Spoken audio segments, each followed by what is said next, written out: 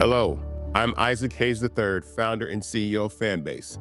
And right now, we're accepting investors in our $17 million round to revolutionize the future of social media. Today, for just $399, you can own 60 shares of stock in Fanbase at $665 a share. Go to startengine.com/fanbase and invest today. While the big platforms have grown too massive and disconnected from their users, Fanbase is building a platform where creators and users truly come first. We've already raised $8.6 million from everyday investors who believe in this vision, and now you can join them. This is your chance to invest in a social media tech company with over 1 million users that is disrupting media by allowing anyone to reach all of their following and monetize their content from day one.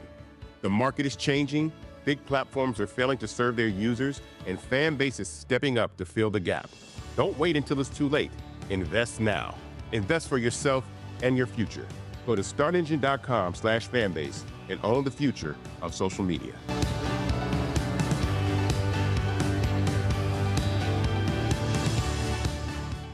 Black Star Network is here. Hold no punches. I'm real revolutionary right now. Support this man, Black Media. He makes sure that our stories are told. Thank you for being the voice of Black America, Roland. Stay black. I love y'all. All momentum we have now, we have to keep this going. The video looks phenomenal. See, there's a difference between Black Star Network and Black-owned media and something like CNN. You can't be Black-owned media and be scared. It's time to be smart. Bring your eyeballs home. You dig?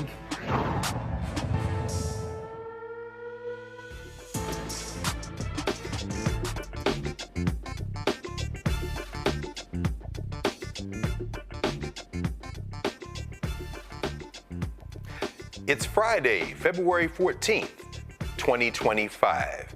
Happy belated Black Love Day. This was a day founded in 1993 by Ayo Handy Kendi right here in the District of Columbia. It's Valentine's Day other places, but here we'll say it's an extension of Black Love Day. I'm Greg Carr, sitting in the big chair for Brother Roland Martin. And here's what's coming up on Roland Martin Unfiltered, streaming live on the Black Star Network. We'll discuss the 14 states that have filed a federal lawsuit against the twice-impeached, criminally convicted felon-in-chief, Don the Con Trump, and his co-president, maybe even the president, Elon Musk. The lawsuit challenges Musk's role as head of the new Department of Government Efficiency. In tonight's Crockett Chronicles, Congresswoman Jasmine Crockett reminds her MAGA colleagues, the truth will set you free. Missouri's MAGA Attorney General is suing Starbucks, claiming that its workforce is, quote, more female and less white, as if that's a bad thing. The white man who shot an unarmed black teen who went to the wrong Kansas City house has admitted guilt in the case. This, of course, is Black History Month. Every month, Black History Month. This is the blackest of them in February. And we will talk with the 30th president and 8th female president of the Association for the Study of African American Life and History about their annual luncheon. It's coming up a week from this Saturday, and you can still get tickets. It's time to bring the funk on Roland Martin Unfiltered, streaming live on the Black Star Network. Let's go. He's got it. Whatever the miss, he's on it. Whatever it is, he's got the scoop, the fact, the find. And when it breaks, he's right on time and it's rolling. Best believe he's knowing. Putting it down from sports to news to politics.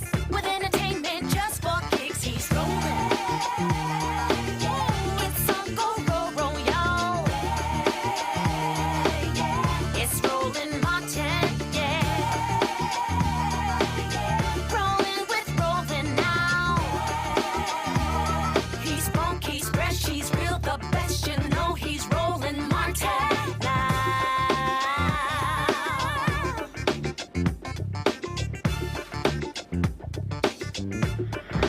Martin.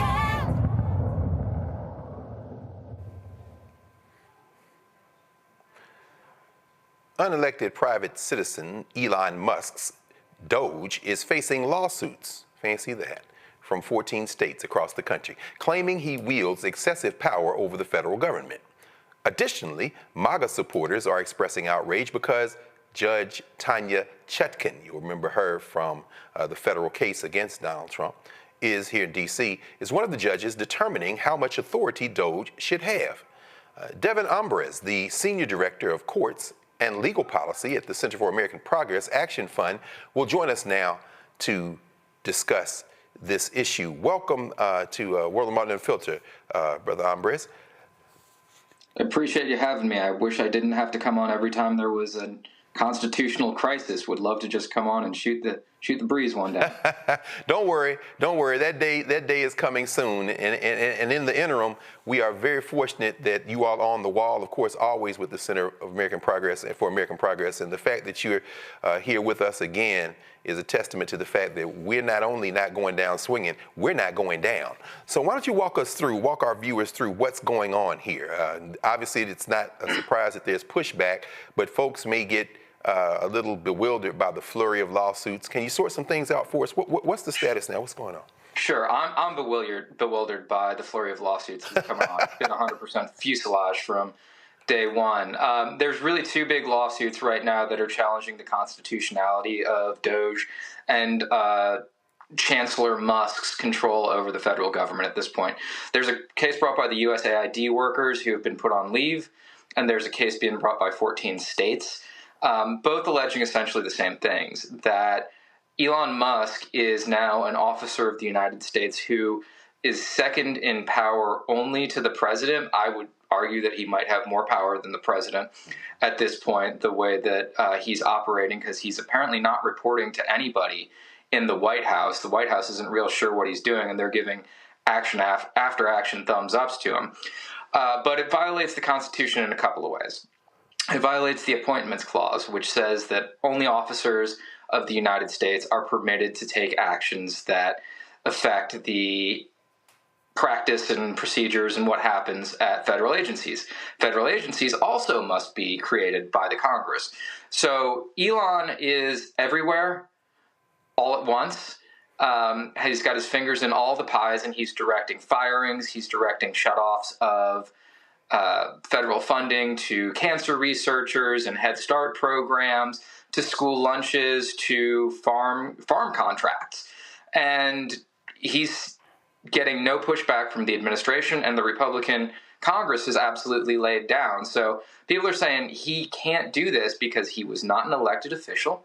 He was not appointed to do any of the things that he's done, and he's not been approved by Congress and the Senate in doing so. And I think it's also important to note that even if you think that if there's an argument that he's acting under the executive order, the executive order said they're setting up DOGE to figure out software efficiencies and to make recommendations, not to fire several thousand people like they did today.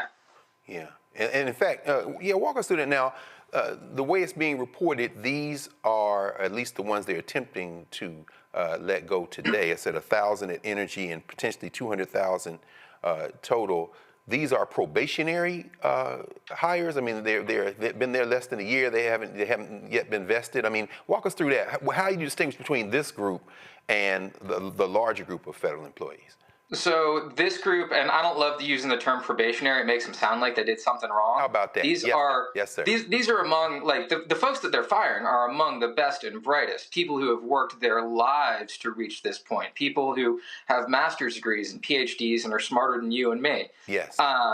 Who are just dedicated to working for the betterment of America and mankind, and their only crime, I think, in Elon's eyes, are twofold. One, they're not working purely for profit, and two, they work for the government, and they haven't worked there long enough for any type of procedural due process rights to vest in them yet. So there are some folks who are looking at means for litigating that, but I think we're still in the early and exploratory stages of what that could mean for folks. Okay.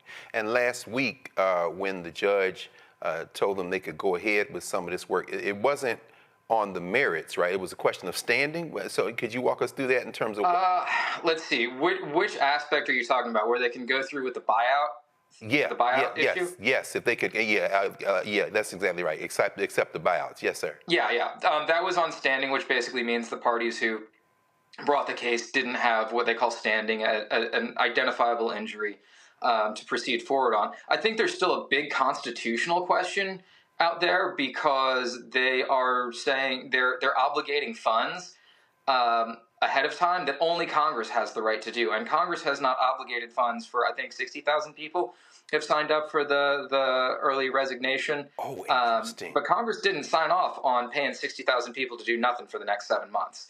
And if you want to talk about waste, fraud, and abuse, well, Elon's right there wasting your money on people who aren't doing work who would otherwise be serving the public. Absolutely. Oh, that's fascinating. I hadn't thought about that. Yeah, so the money wasn't encumbered. Now, in terms of the strategy, we've talked obviously a whole lot, and y'all been talking a lot so over the last year, even more, about Project 2025 and the Heritage Foundation.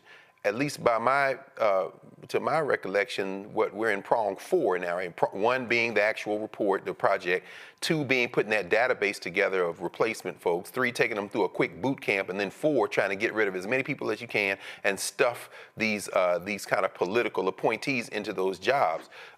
Clearly, they're running roughshod over the Constitution. Well, I shouldn't say clearly.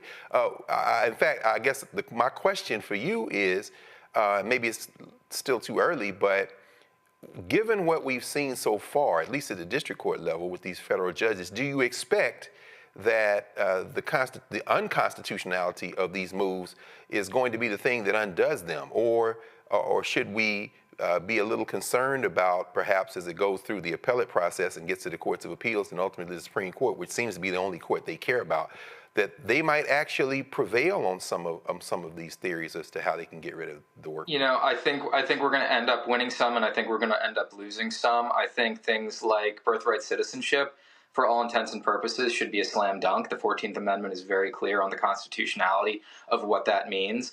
But we've seen this court be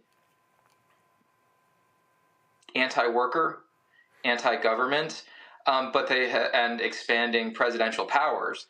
And so it's going to be very odd to see what happens, because Thomas has opposed things like impoundment in the past. Scalia has openly mocked impoundment, and impoundment just being a complete federal funding freeze on everything that is happening.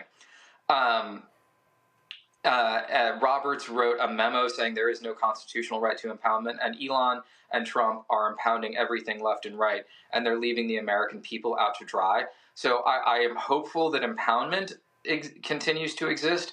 There's been a long history of the Supreme Court saying that workers have a property right to procedural due process when they're being fired from their jobs. And so that's important to figure out. What's going to be interesting to see is when they start implementing this Schedule F program to redesignate hundreds of thousands of federal employees to fireable at will, what the Supreme Court says at that point. Yeah, absolutely. I'm going to, if you don't mind, I'm going to invite our Friday night panel to join us, Mr. Ambrez. First off, we have, of course, Michael Imhotep, host of the African History Network show out of Detroit, Michigan.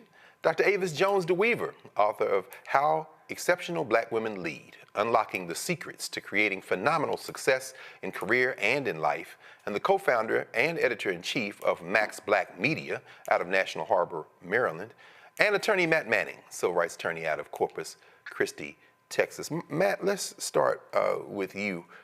Any questions for Devin Ambrez from the Center for the American Way? Yeah, I have 2 questions. Good evening, Devin, and thank you for sharing your insight. First question for you is, what is the potential practical effect of a loss here? And what I mean is, in this event, let's say the lawsuits don't go the right way for the plaintiffs, are we looking at likely the Senate confirming him truly being appointed to some position? Because when I was reading this, I was concerned, like maybe we're backing ourselves into a corner where he can end up having an actual confirmed position. So what are your thoughts in that respect? And then the second question is this seeking a permanent injunction? I mean, what could happen in the interim if a judge says, okay, I think there's a potential risk of harm? Does that mean that Elon is likely to be sidelined until a judge, makes a final decision on that? What are your thoughts in that respect? So that's 2 interesting questions. And as I was reading those briefs, I was slightly concerned about that too. But I think the thing that we need to take into context is, if DOGE is going to be this federal entity that has these massive cross-cutting authorities across every aspect of our lives, which they apparently do at this point. They're in our nuclear secrets, they're in our healthcare, they're in our education system. Congress is going to need to create some type of framework and system that DOGE could populate and Elon or would have somebody be the head of. So in order to get that, they would actually have to create this type of body, which is going to take, I think, a fair amount of work. And I think it would still have to overcome a 60-vote threshold. So I think that is a possible bulwark to all of this. If it comes down on our side and DOGE is sidelined, because oftentimes courts will look at enjoining activities if there is an opportunity for irreparable harm and if the plaintiffs are likely to win on the merits. And I think that there is a strong possibility that they could win on the merits because they've listed 5 different things, including our Supreme Court, our new Supreme Court's favorite thing, the major questions doctrine, because certainly what they're doing is questions of major political and economic importance.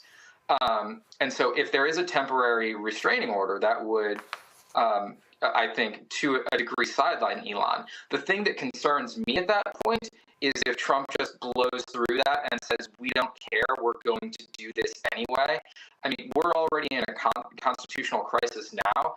At that point, the Constitution is out the window and Trump is lighting it on fire. Right. My goodness, and it sounds like J.D. Vance and Attorney General Biondi, they're chomping at the bits. Well, they think they're Andrew Jackson or somebody. This isn't the Indian Removal Act, which is bad enough. They just going to say, we don't care. Do you have an army? So thanks, Matt. Dr. Avis, it's good to see you, sis. Any questions and conversation for Devin? Absolutely. And great to see you too, by the way. I have to say you were going in the direction there of where my question was, because clearly this administration has shown that they really don't give a damn about what the Constitution says. They don't give a damn about rules and procedures. They don't give a damn about whether or not they have the authority to do what they're doing. They're just doing it anyway. And what makes me more concerned, even though we have seen some relief by some court decisions thus far at the federal level, my concern is that this is the first case that I know of that's specifically targeting Elon Musk that is acting, honestly, as an independent citizen in this very lawless way. Let's just continue to play that what-if game, right?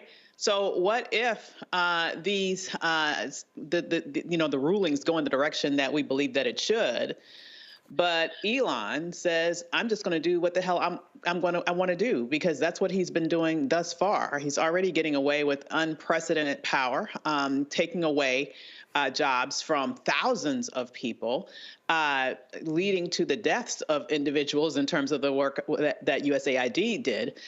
So I'm just wondering what happens if we do find ourselves at a moment of constitutional crisis. What's the next move?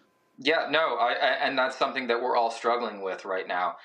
There are things that the Supreme Court could ostensibly step in. I think when you saw the last couple of days with the Eric Adams pay for play scandal playing out, where Justice Roberts and Justice Kavanaugh's clerk, who was also an 8-year Army Ranger with 2 Bronze Stars, called it corrupt. He was not writing that letter to Emil Bove, the Assistant Attorney General. He was writing that to Roberts and Kavanaugh. He was telling them, this is what is going on, and this is going to be upon you soon. So I am hopeful that the Supreme Court would not like to see us ruled by a Afrikaner oligarch at some point. But what would intrigue me more is that judges have a lot of individual power, and they can impose civil contempt penalties against somebody. And you can impose $1 million a day against Elon for the rest of his life, and that's not going to matter. But what if a federal judge starts imposing $100 million a day fine on Elon to personally pay? That's going to be interesting. And Elon will not take that well. But that is, we have to start thinking outside the box of ways to wrest power from megalomaniacs. Thank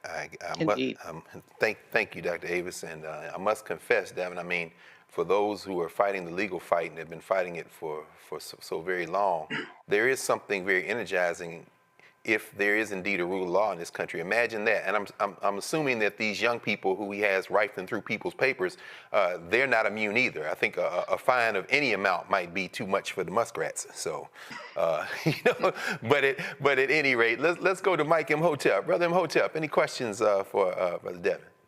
Yes, Dr. Greg, good to have you on Frederick Douglass' birthday also, February 14th. Yes, sir. Can't forget that. No doubt. All right. Okay, Devin, I know you mentioned the Appointments Clause, so I think you were referring to the Recess Appointments Clause, Article 2, Section 2 of the U.S. Constitution. Am I correct? No, I was actually referring to the Appointments Clause regarding an office, and it might be. I don't have the Constitution in front of me, so I apologize. Okay. But just the appointment of officers requiring Senate approval. Okay, so because Article 2, Section 2, the Appointments Clause I was talking about, that refers to the president being able to fill vacancies during a Senate recess. And that was floated in late November 2024 after Trump unfortunately won the election, trying to speed up the process of filling vacancies. So with this here, I know NBC News has an article dealing with the 14 states filed a lawsuit arguing Elon Musk's authority at DOGE is unconstitutional. I was trying to find out what type of violation of the Appointments Clause are the 14 attorney generals saying that Donald Trump is committing in appointing Elon Musk? They're saying that he is so the Appointments Clause that we got into what feels like 10 years ago, the Recess Appointments Clause, is not applicable here. Certainly, at least not yet. They are arguing that under the Constitution, that only an officer of the United States is allowed to direct the actions of federal agencies and departments, and federal agencies and departments must be, one, created by statute by the Congress, and two,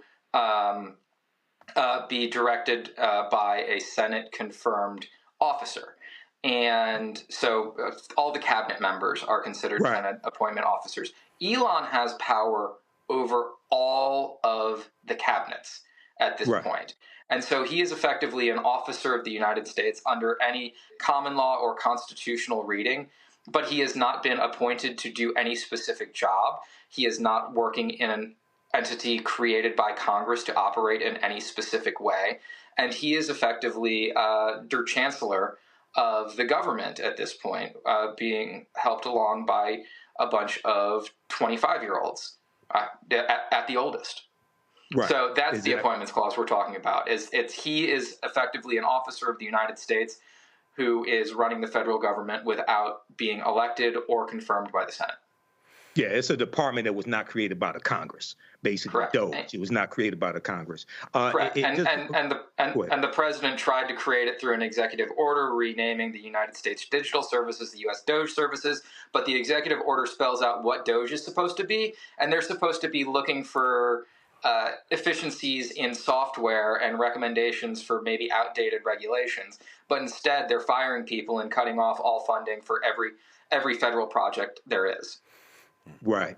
And just lastly, if they want efficiencies, well, every year, the 2.4 million federal employees, according to the New York Times analysis, 146,000 retire or quit every year. Only 75,000 have accepted this fake buyout. So it's like, once again, you're not being efficient.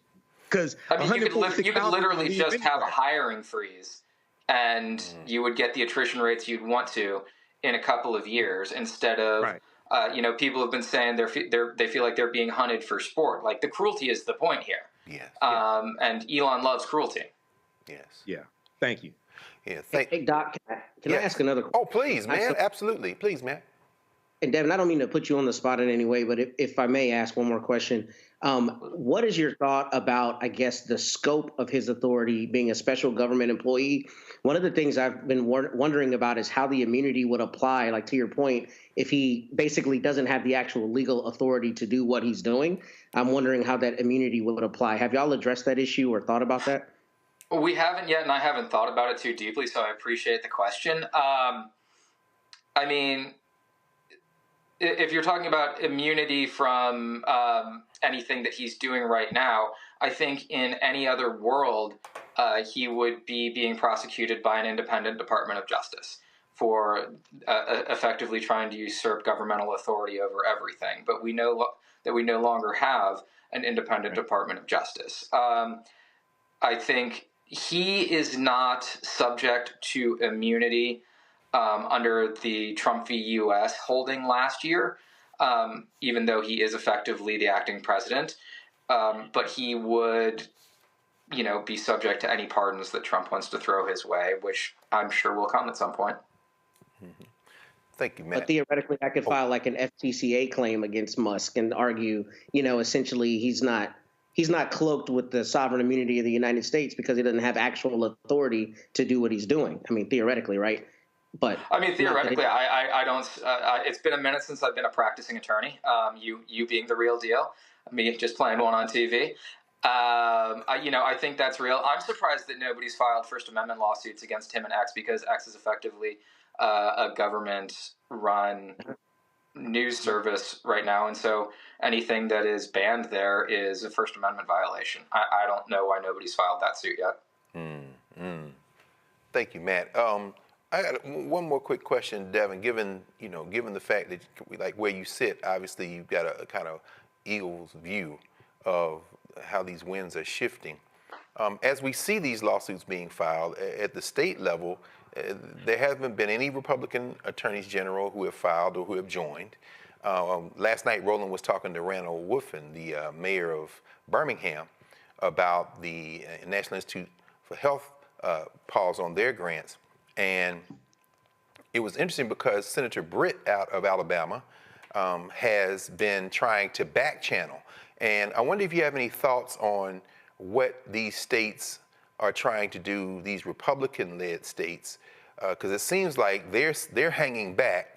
So if the Democratic states, the AGs file and win, they win. And if they lose, do you think they're going to seek carve-outs and exemptions? I mean, talk about constitutional crisis. It's almost like the Cold Civil War is heating up again, and these states are almost taking sides based on politics in ways that we haven't seen, I don't know, maybe since the 1860s. Any thoughts on the legal strategy of these attorneys general and what may be going on right in front of us? So we've already seen or heard news of senators seeking carve-outs from Donald Trump and Elon directly. For instance, potash, which is a farm supplement, and being sought for as a carve-out for tariffs coming from Canada, from Chuck Grassley. What I think is a really interesting strategy taken by the Dem AGs is that they are not seeking universal. They're not seeking universal injunctions or nationwide injunctions for some of the cutoffs that they're suing on. They're looking for it only for their states. And so if they win on their causes, then they're going to open the floodgates to funding to blue state programs, and red states are going to be stuck in the mire. And red states are going to feel the heat. And red states are going to have to be the ones who are going to have to find a spine to stand up for their constitutional duty and our constitutional rights as Americans. Because right now they're all supplicants to Trump and Elon, and their people are going to be harmed until such time as they figure it out. That is interesting. Again, I mean, real lives are being harmed. People are in harm's way. I mean, this is a hell of a civics lesson, though. That is a very fascinating strategy. So they win. These guys got to get in line. That's fascinating. Hey, listen, thank you for spending some time with us. We'll obviously be calling on you again in the near future to continue this. Devin Ambrose, Senior Director of Courts and Legal Policy for the Center for American Progress Action Fund. Always good to be with you, man, and we look forward to talking with you again. All right, appreciate all you do. Thank you. You too, man. So we will be back in a moment here at Roland Martin Unfiltered.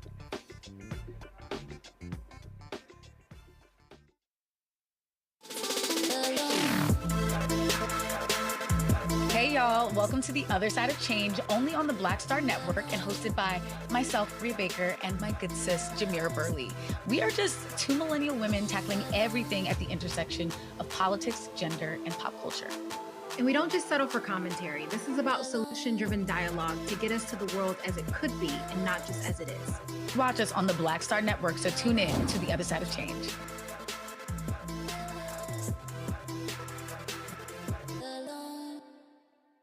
What's up, y'all? Look, Fanbase is more than a platform. It's a movement to empower creators, offering a unique opportunity for everyday people to invest in Black-owned tech, infrastructure, and help shape the future of social media. Investing in technology is essential for creating long-term wealth and influence in the digital age. The Black community must not only consume tech, we must own it. Discover how equity crowdfunding can serve as a powerful tool for funding Black businesses, allowing entrepreneurs to raise capital directly through their community through the Jobs Act.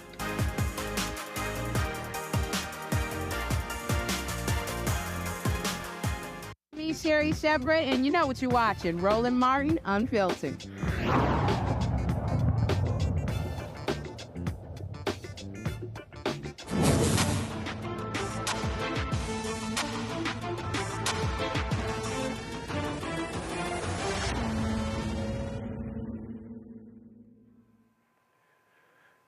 In tonight's edition of the Crockett Chronicles, Texas Congresswoman Jasmine Crockett lets it be known to MAGA that if you're questioning the Democrats, it's time to face the truth.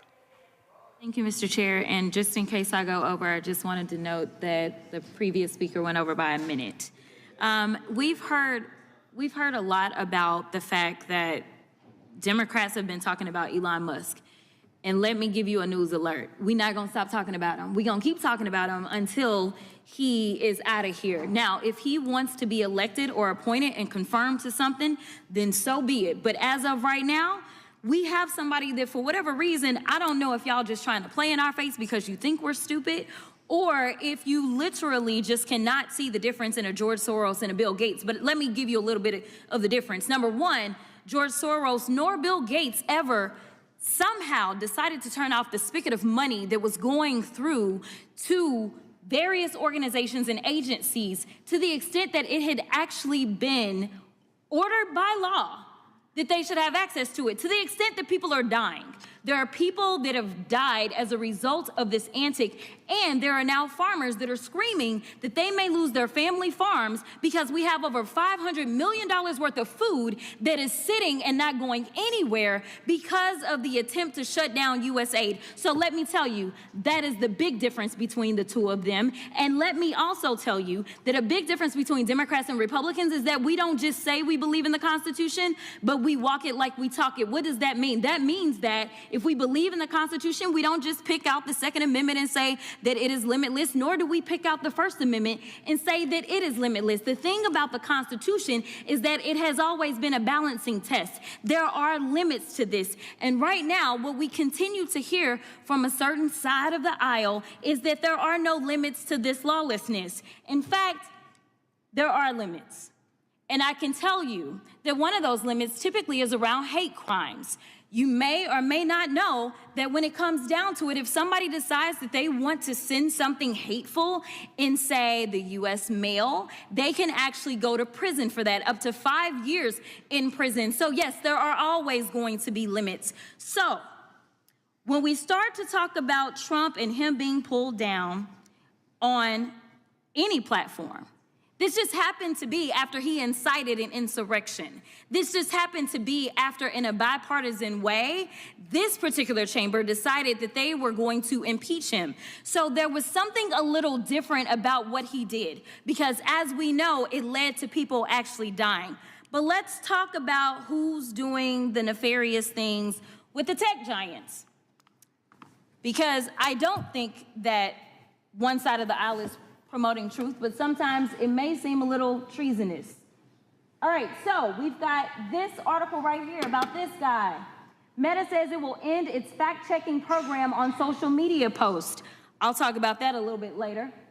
Then we have Washington Post says it will not endorse a candidate for president. We also know that actually they absolutely intended to endorse Kamala Harris. We have this one. Google Maps now show Gulf of America instead of Gulf of Mexico for app users in the United States, which is a complete farce because it's the Gulf of Mexico. It always has been. And we know that the AP got kicked out yesterday because they refused to buy into this lie, because that's all y'all really want to promote is lies. That's the big issue that we have.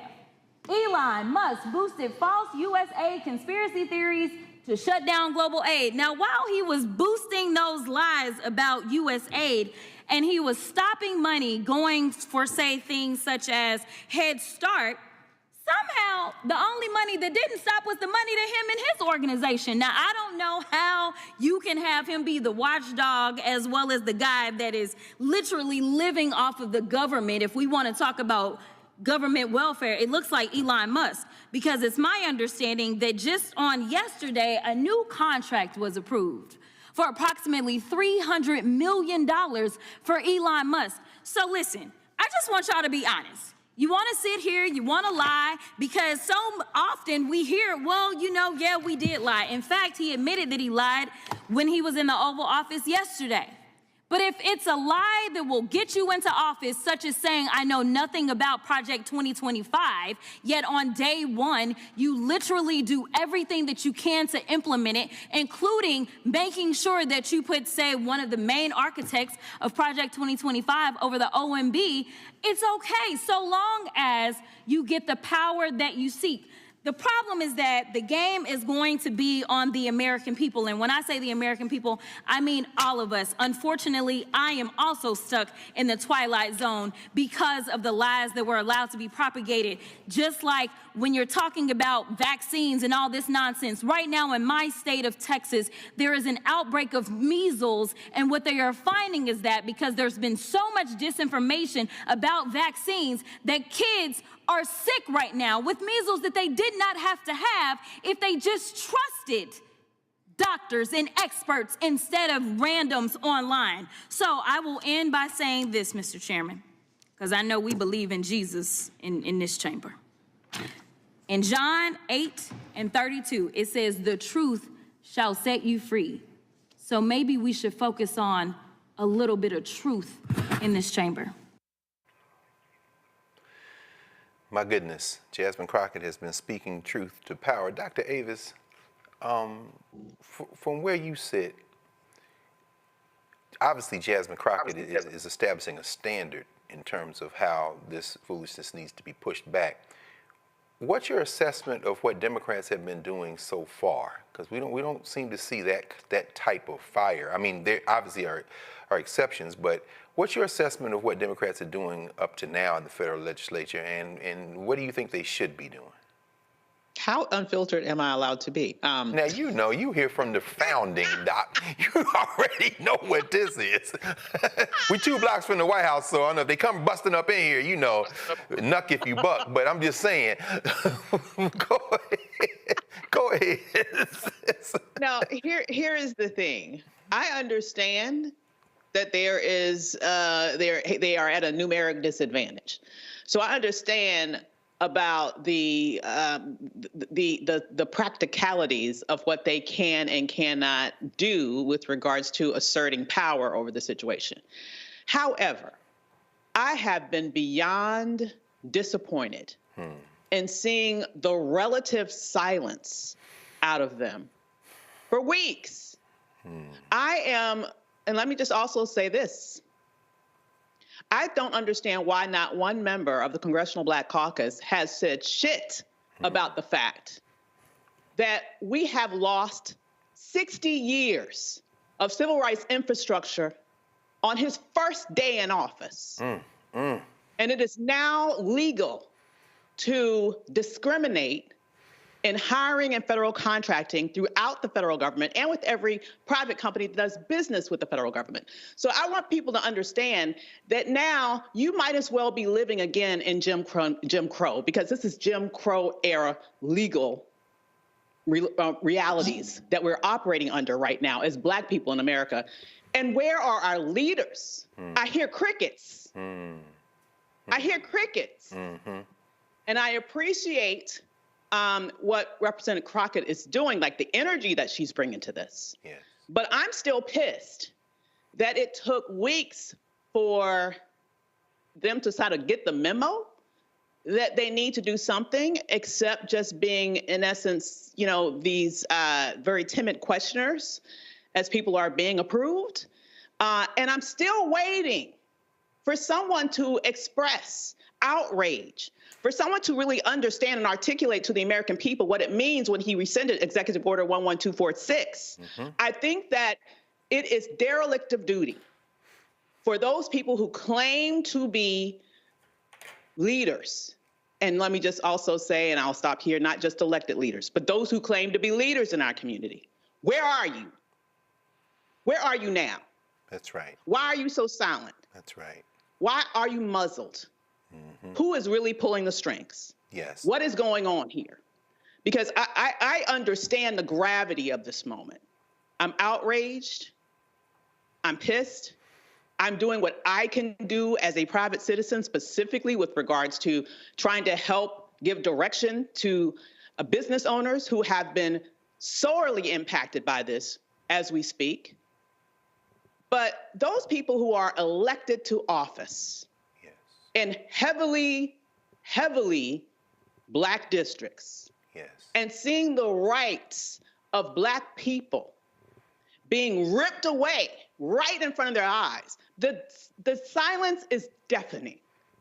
And I just want to finally say, this needs to be rectified, or there needs to be some different choices made when primary season comes. Because I believe that if we're going to have leaders, we need to have leaders. We don't need to have seat fillers. We need to have leaders. I know that's right. And we are, at this moment, I'm completely underwhelmed, and that's putting it very lightly, with regards to my assessment of the reaction that has been provided, or rather the non-reaction, to the ripping array of rights that our people fought and died for.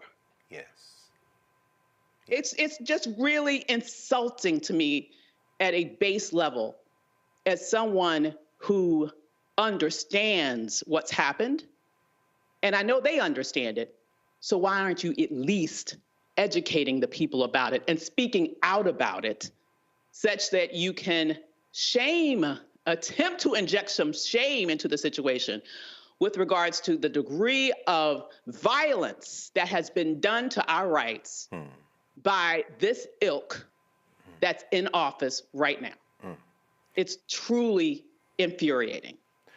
Thank you, Doc. And we know, of course, that they have a razor-thin majority in the House of Representatives, and I can never tell whether or not Jim Jordan has a T-shirt on and that only clips with a glimpse. Anyway, the voters in Ohio don't seem to be particularly intelligent in picking who they send to the federal legislature, at least not Jim Jordan's district. But Mike, in terms of what's coming up right in front of us, thinking about this as Avis has framed it, I mean, we should be fueled by this kind of, these indignities, I mean, just brazen. You know, we saw the man's mugshot in a frame right outside the Oval Office today. The picture was floated. I mean, but even beyond that, there are 3 open House seats, right? We know Stefanczyk is now representing, God bless America, the UN, the country at the UN, and so the New York 21st is open. The Florida 6th, Mike Waltz, and of course, Matt Gaetz, who thought he was going to be Attorney General, so he resigned his seat in the Florida 1st. In the short term, how should people be thinking? And of course, we know 90 million people didn't vote at all, so which was the biggest number between Trump or Harris. But how should people be thinking about what they can do right now to get organized and to move? As Ava said, she's not waiting on any congressperson. You know, we're going to do what we can. And are those 3 seats in play? The media will tell us that they're in blood red districts, but what's your opinion? Well, first of all, I think to be engaged, number one, people need to be informed. That's why you need to watch the Black Star Network. Stop listening to Black social media disinformation agents, because they helped you get into this position in the first place when they told you don't vote for Kamala Harris. You see Project 2025, you see it being implemented right now. New York Times has an extensive analysis that breaks down how in the first 23 days of Donald Trump's administration, he's implemented 60 measures that come right from Project 2025, whether they are executive orders or memos or what have you. And then also you want to organize. Now, back during the first Trump administration, you had a lot of people all over the country that organized based upon the document called Indivisible. And Indivisible was put together by former congressional staffers, and it dealt with fighting against the Trump administration, and it has strategies and taught you to understand civics and how to put pressure on your member of the House of Representatives and your member of the U.S. Senate, because you and other people like you in those districts and states can vote those people out of office. So you have people now who are revisiting that. Indivisible is being formed in different chapters across the country, and it was we know a couple Wednesdays ago, Indivisible organized a national day of protest, 50-51, 50 states, 50 protests. They protested at state capitals on one day, and we keep in mind going back to the first Trump administration when they saved the Affordable Health Care Act and John McCain gave the thumbs down. That was a result of pressure coming from everyday citizens organizing, visiting their members of the House of Representatives every Tuesday, visiting their members of the Senate, et cetera, and putting pressure on them to save the Affordable Health Care Act. Also, we have to understand how, with the measures that Trump is implementing right now, the downsizing of the federal government, okay, almost 19% of federal employees are African American, but the measures that he's putting in place are hurting everybody. The New York Times has an extensive article talking about how farmers who voted for Trump are being hurt, whether it's him putting a pause on the Inflation Reduction Act, shutting down USAID, et cetera. And then remember the trade war that Trump started with China, which killed the soybean market for farmers here. Okay, so then the U.S. government had to do $26 billion in aid for farmers using taxpayer dollars because of him.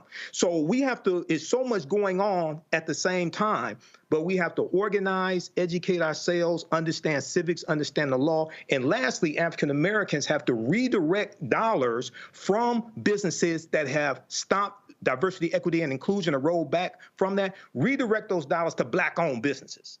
Because a lot of times people are like, there's a campaign to don't spend any money on February 28th. That's the last day of Black History Month. You should be spending money with Black-owned businesses. See, we still haven't figured this out. Yeah.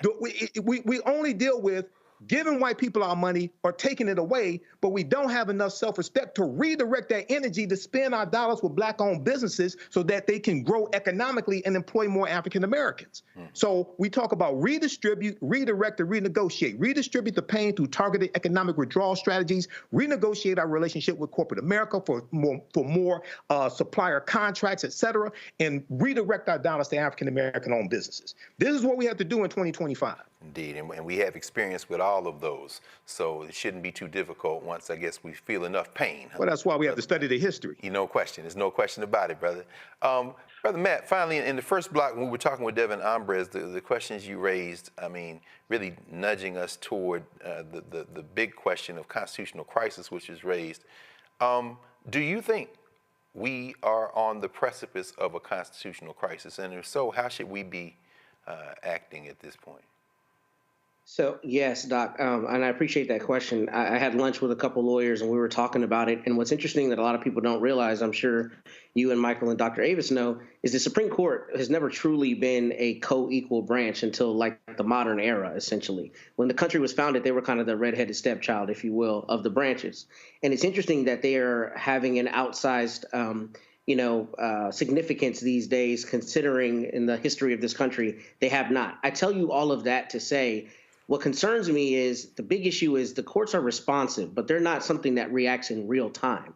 So what I've been racking my brain on is what do we do right now? Because lawsuits and everything are fine, but Elon Musk is looting the government today. That's right. And until I get in front of a judge and I get a judge to give me an order and I get them to adhere to that order, there's all kinds of damage being done. So yes, I think we're at a constitutional crisis now. But the question that I keep asking myself and that I don't have an answer for you on is what do we do real time? Because the problem is right now, maybe down the road, the Senate confirms Elon Musk, but there is so much damage done between today and that day, right? And what you do in real time, I don't know. I don't know whether it's some of the strategies that Michael mentioned, but I do know, and some of the things that Dr. Avis mentioned, I do know that what's not going to work is what we thought would work, what used to work. And now, I don't know if that means our representatives, for instance, in the House need to start filibustering despite the statute that doesn't allow them to do that, whether they need to be standing at 1600 Pennsylvania every day, what we need to be doing as a people, because the things we would normally have as mechanisms to respond are clearly not only ineffective, but are not being given the same gravitas they normally are, i.e. the court system. And I don't know where that leaves us, but I do know that I think it has to be more radical action than thoughts and prayers and thought pieces and long social media posts.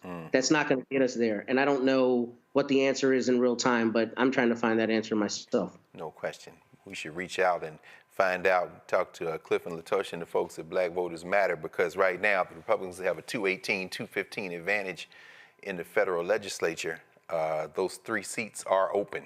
So as I said before, the Florida 6th, the New York 21st, and the Florida 1st. And you can't tell me there aren't enough people in all 3 of those districts to flip those seats.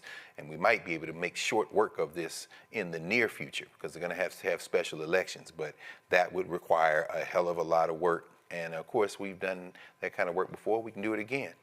So we're going to take a pause here for a moment. Roland Martin Unfiltered will be right back here on the Black Star Network.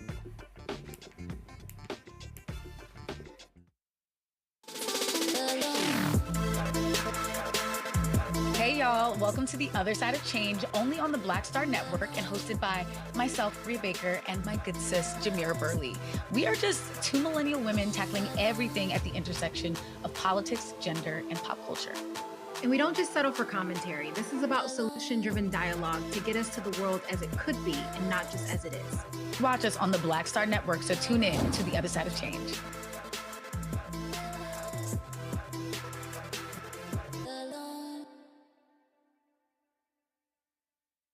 When you talk about blackness and what happens in black culture, covering these things that matter to us, speaking to our issues and concerns. This is a genuine people-powered movement. There's a lot of stuff that we're not getting. You get it, and you spread the word. We wish to plead our own cause.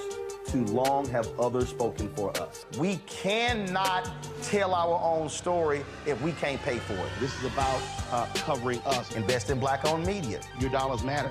We don't have to keep asking them to cover our stuff. So please support us in what we do, folks. We want to hit 2,000 people, $50 this month, raise $100,000. We're behind 100,000, so we want to hit that. Y'all money makes this possible. Checks and money orders go to P.O. Box 57196, Washington, D.C. 20037-0196.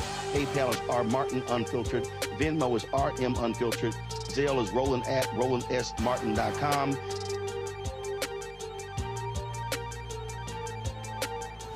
I'm Russell L. Honoré, Lieutenant General, United States Army retired, and you're watching Roland Martin Unfiltered.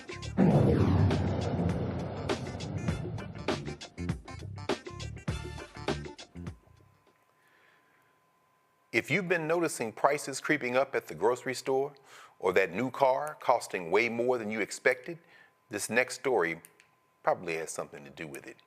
The twice-impeached, criminally convicted felon-in-chief, Donald the Con Trump, is looking to shake up America's trade policies again. At least that's what he's saying, pushing for what he calls, quote, fair and reciprocal tariffs. I hate to even use that phrase. What that means, well, it means if other countries tax American-made products, the United States could charge them the same kind of fees when they sell goods here. On paper, that might sound like a win for American businesses, but here's the catch. Those costs usually get passed down to us, the consumers. Yes, it's a tax. The tariff is a tax. So while the goal is to help U.S. companies compete, at least that's what they say, it should also mean that we pay more for everyday items from electronics to clothing. Trump's team has 180 days to figure out which countries could face these new taxes, and he's already pointing fingers at India, saying they tax American goods more than anyone else. And let's not forget China, Canada, Mexico. They're also on his radar, among others.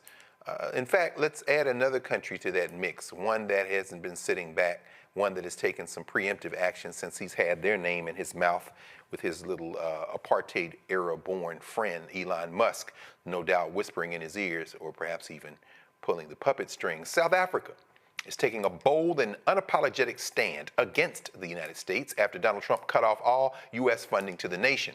In a move that could shake up global politics, South Africa is shutting down all American businesses within its borders and halting mineral exports to the United States. The message from Pretoria is loud and clear. Africa is not a beggar continent. A South African government spokesperson says the country, quote, will no longer be taken for granted. This is no small move. The United States earns over $25 billion in profits from South Africa every year, but that revenue will be gone. And it's not just businesses that will be losing. The minerals that power American industries will no longer flow. President Cyril Ramaphosa says that he has had enough of Trump's accusations, from land confiscations to so-called, quote, horrible crimes.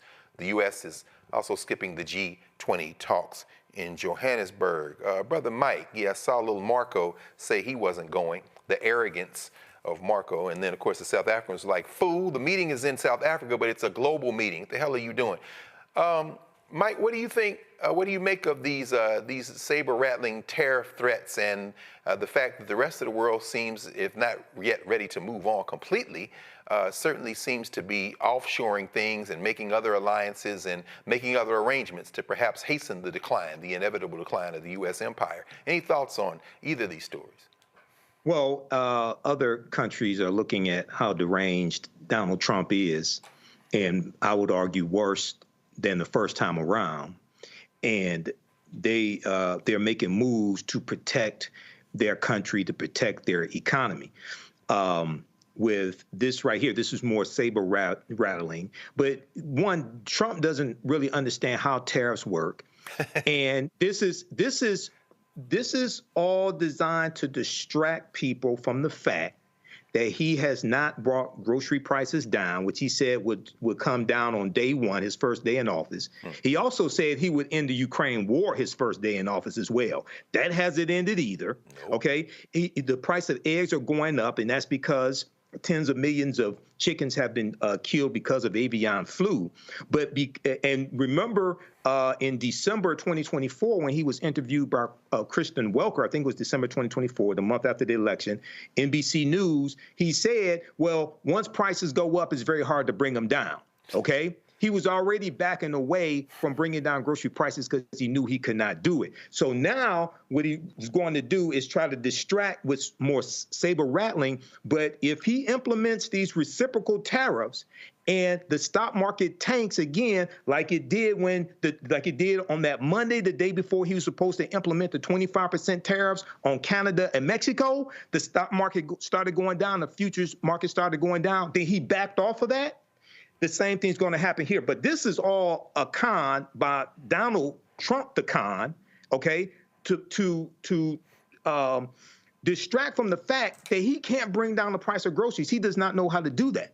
All right, so this is what you're dealing with. Now, he keeps lying once again, like he did in the first term, that South Africans were taking land away from white South African farmers, things like this, okay? Well, first of all, as far as I'm concerned, they should take the land away because it's their land.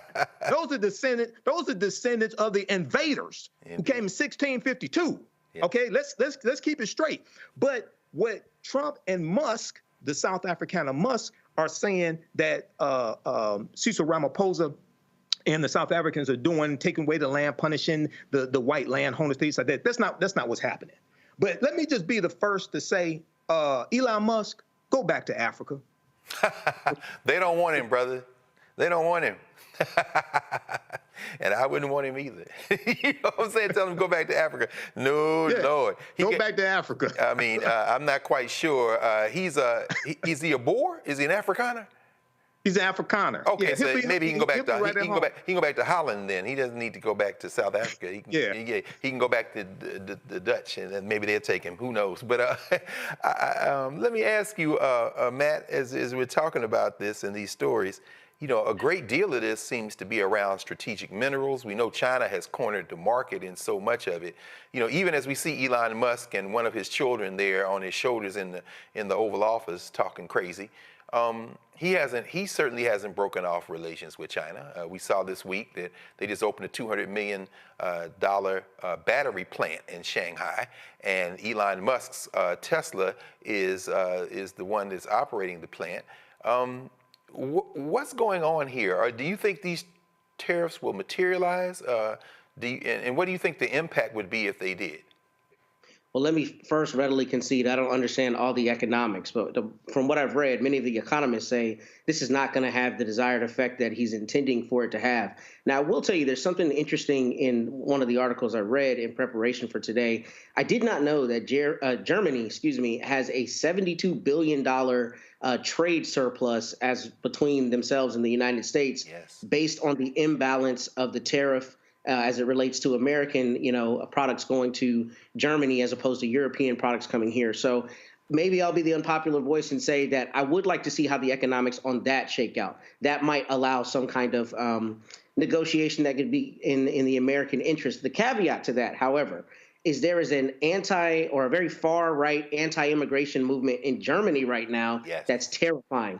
And it scares me, the idea of the United States and this authoritarian in chief in any way aligning with the Germans right now, who have, from my understanding, had a moratorium on any kind of extreme far-right policy parties being involved in the government. And that really, really concerns me. So I don't know if there's some deeper thing behind the veil that we can't see as it relates to the implementation of those tariffs. It's also interesting that you mentioned China, because that was my first thought. I mean, if China is being floated as public enemy number one for the United States, this seems to be counter to American first ideals. If you affect the standing of America on the African continent and you allow entree for China to continue to cement its foothold, that seems to me to be inconsistent with their focus. But I will say, the best part of all of this is I love that South Africa said, "Kick rocks, we don't need you." That to me is crucial. And I hope that takes root across the African continent even further, where other countries are saying, "We don't need you. We don't need you." And here's the thing. You need our minerals. Y'all have been, taking minerals and taking natural resources since time immemorial, and now it stops. And I'm wondering how that's gonna play out. But it does concern me that with somebody like Trump, he may then use a war as a subterfuge to get to those minerals. I wouldn't be surprised if he's then talking about military action to go save the oppressed Afrikaners and Boers there in South Africa as an entree to get those minerals. I mean, who knows what they're going to do next? That does concern me, but I like that South Africa has taken this stance and has said unequivocally, we are a sovereign nation. We don't need you. Kick rocks. By the way, the stuff you've been getting from us, you will get no more. I think that is a very strong flag to plant in the sand, and I'm hoping that that takes root across the continent. I would agree with you, brother. Yeah, and it's definitely resource wars. I mean, with Trump talking crazy about Gaza, and of course, as we count down till noon tomorrow, I guess by noon tomorrow, all the Israeli hostages are supposed to be released, and Bibi Netanyahu has never had any intent except to continue the killing. I'd be very surprised if they don't go back in there right now.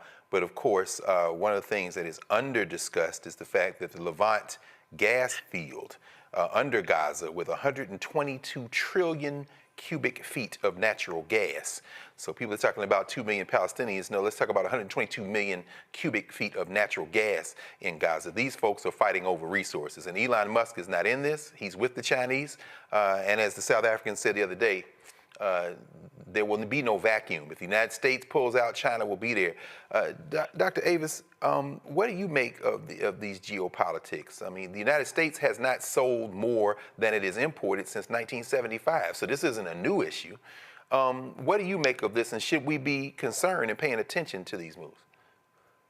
Well, we always have to pay attention to these moves because at the end of the day, the American consumer is going to be left with the bill, number one.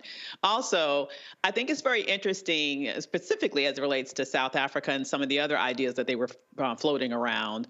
It's interesting that, this particular government who came in saber-rattling around mass deportations and wanting to get all of these people with darker skin out of here. It's interesting how they wanted to open up the door for white South Africans. It's just very interesting, is it not? So, it just really shows you once again the hypocrisy of this administration. It's not about principles. It's not about doing things that they believe are to the best interest of Americans. It's really about taking political stands, sometimes doing things that are just petty as it relates to their worldview, to put them in alignment with a right-wing ideology. And then sometimes it's just they are looking to do something. I think for Trump, a lot of it is, as was mentioned before, I think he just wants to be shown as being tough. He wants to, it sounds like it's tough. We're going to do this. We're going to do that. But similar to what we saw with regards to his threats against Canada and Mexico, we saw there that when the rubber hit the road, he found a way to backtrack. Okay, so it's interesting to see how it will actually shake out. However, what we are noticing here is an administration that has shown its colors with regards to its hypocrisy. It's shown its colors with regards to its white privilege, not only in terms of how they, how the sort of the stand of the culture of this specific space and all of they're doing in terms of the policies, but even in terms of their immigration policies, the hypocrisy around that. And finally, with regards to the tariffs, I just feel like he's trying to appear tough and be damned what the actual implications are on the American people. Absolutely. Absolutely. And it's funny you mentioned that in terms of immigration and all these threats that are being bandied about. Junior Varsity Vance was in Munich today at the Munich Security Conference. Of course, Hegseth, the Christian soldier, Secretary of Defense, was over there talking crazy about hard power and some very phallocentric language, which should have been disturbing to anybody with 2 ears and an idea on patriarchy. But Vance followed him up by telling the Germans that they need, and Europeans, they need to be a lot more flexible on on freedom of speech, and they need to also police their borders for immigrants. That, as Matt, as you were saying, in Germany, where the Alliance for Democracy, this neo-Nazi spouting party is gaining strength, and Elon Musk is directly interfering in their elections. So we really are internationally teetering on something we haven't seen before, and the Europeans aren't sitting back either. I mean, they seem to be moving toward more solidarity politics, and they may even have a couple more countries join NATO as a result. So it could be interesting. So we'll be back in a moment here. You're watching Roland Martin Unfiltered on the Black Star Network, and we'll be right back.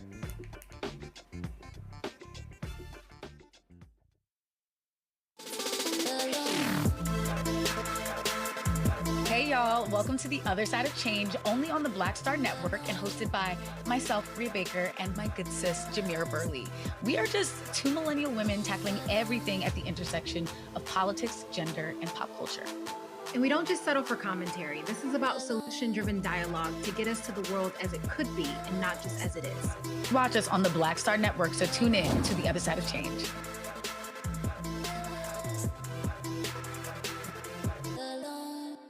Next on the Black Table, a man Cornel West calls the greatest Democratic theorist of his generation. Adolph Reed joins us to talk about his eventful life and his book, The South, Jim Crow and Its Afterlives. Somewhere between an electoral sweep or an out-and-out coup or putsch, I think the danger is quite real. Join us for the Black Table, only on the Black Star Network.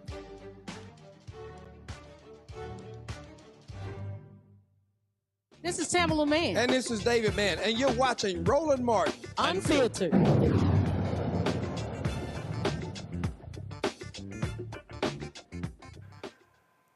Everybody, I might as well mention here at the onset now, since you all saw that that ad for the Black Table, that we are lining up new guests, and we'll have some new sessions at the Black Table coming up very soon.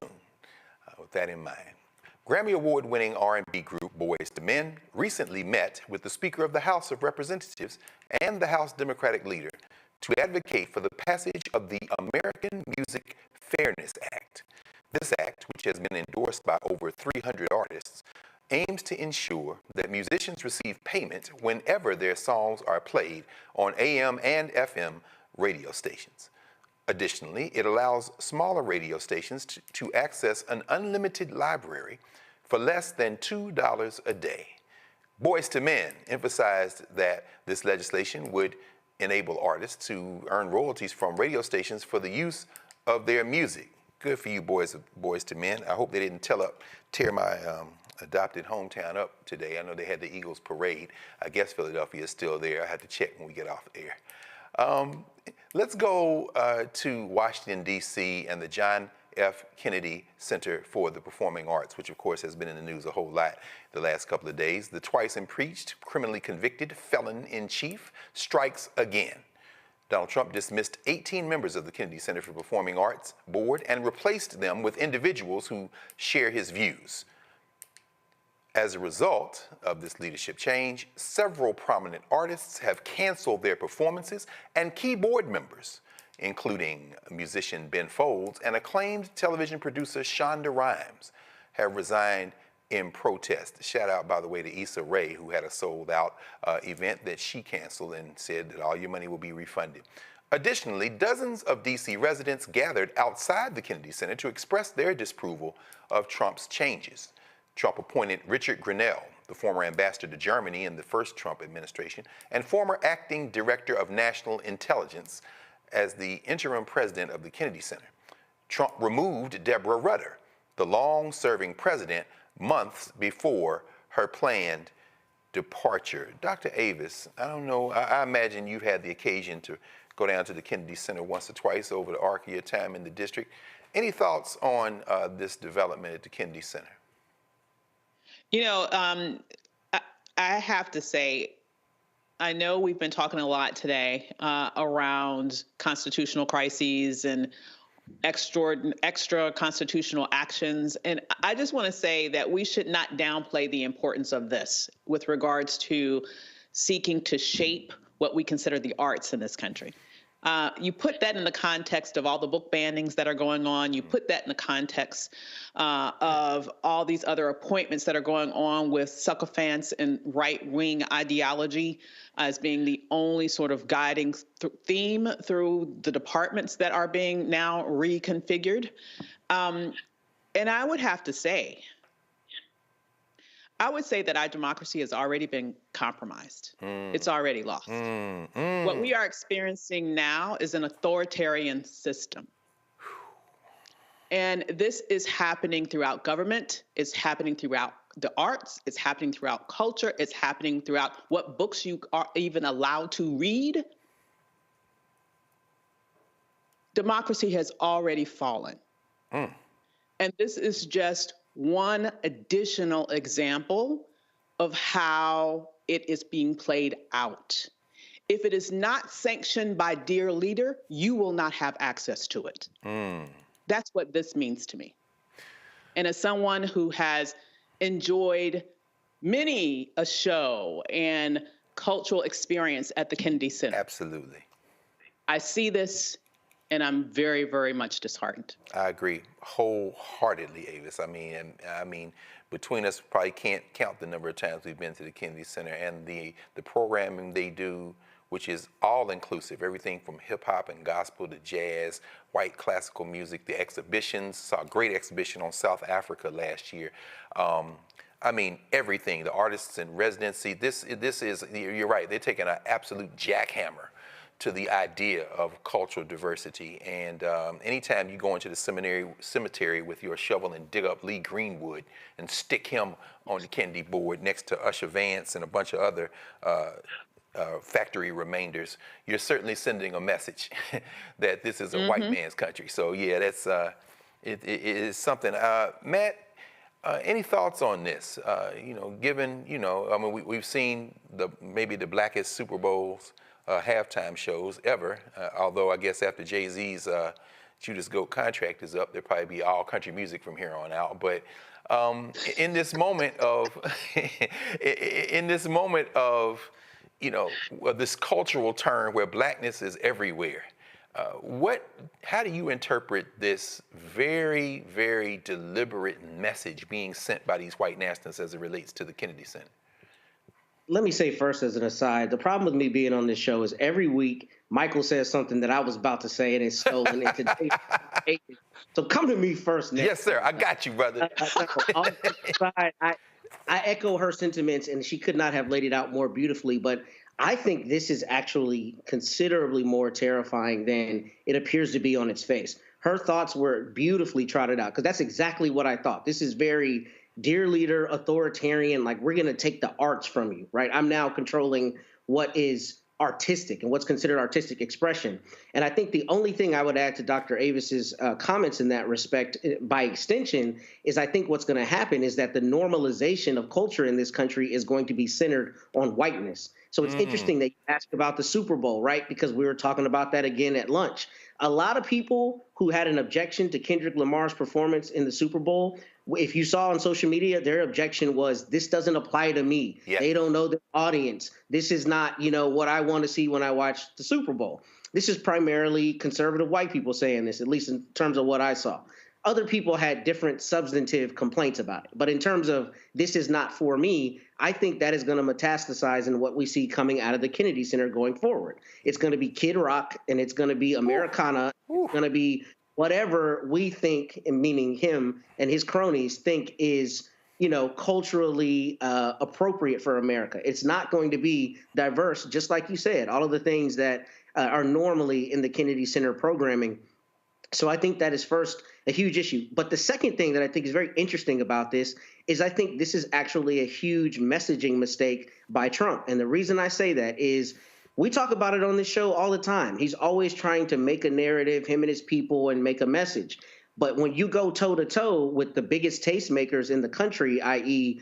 Issa Rae and our big entertainers and artists, right, I think you lose a lot of that opportunity, right? Because now when Shonda Rhimes, who has written, more shows than anybody else, right? All of these shows that are just huge in the national zeitgeist, when she immediately resigns because you joined the board, I think that is going to affect how people see the Kennedy Center far more than it would be if it were some thing in the, back in the dredges that nobody knew about. So I do think there is a risk to him in terms of messaging, and I think that's a good thing. I think the fact that people are dropping like flies is going to be proof positive that, okay, now you're going to have a showdown with people who have as big a bullhorn, if not bigger bullhorns than you.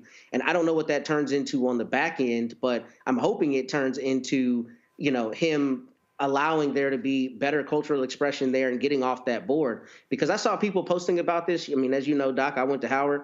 Yes, so sir. A lot of people in D.C. that are connected to this were posting about it before this news came out. And when I saw this, it was extremely troubling to me because of what Dr. Avis said. I mean, I think this is very authoritarian in a way we don't see it like some other things he might be doing.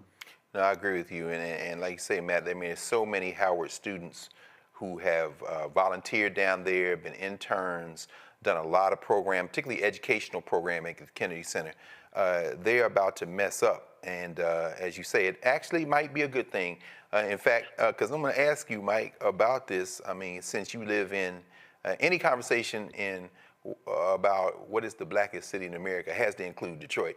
And I'm sure that nobody in Detroit or Chicago or LA or the Bay Area, at least those who are left in Oakland and San Francisco and New York and Atlanta, Dallas, they're certainly not looking to the Kennedy Center to set taste. I'm wondering, even in terms of this, how we think about the United States of America as a nation, which I've always said it isn't. There is no one culture here. There's no cultural unity. Does the Kennedy Center, does this move perhaps energize those people who are not, maybe to say, well, at least for the time being, we're not going to look to the Kennedy Center and let us withdraw our resources and perhaps maybe set up some other places that people should look to while we weather the storm of this white nationalism as it descends here in the district?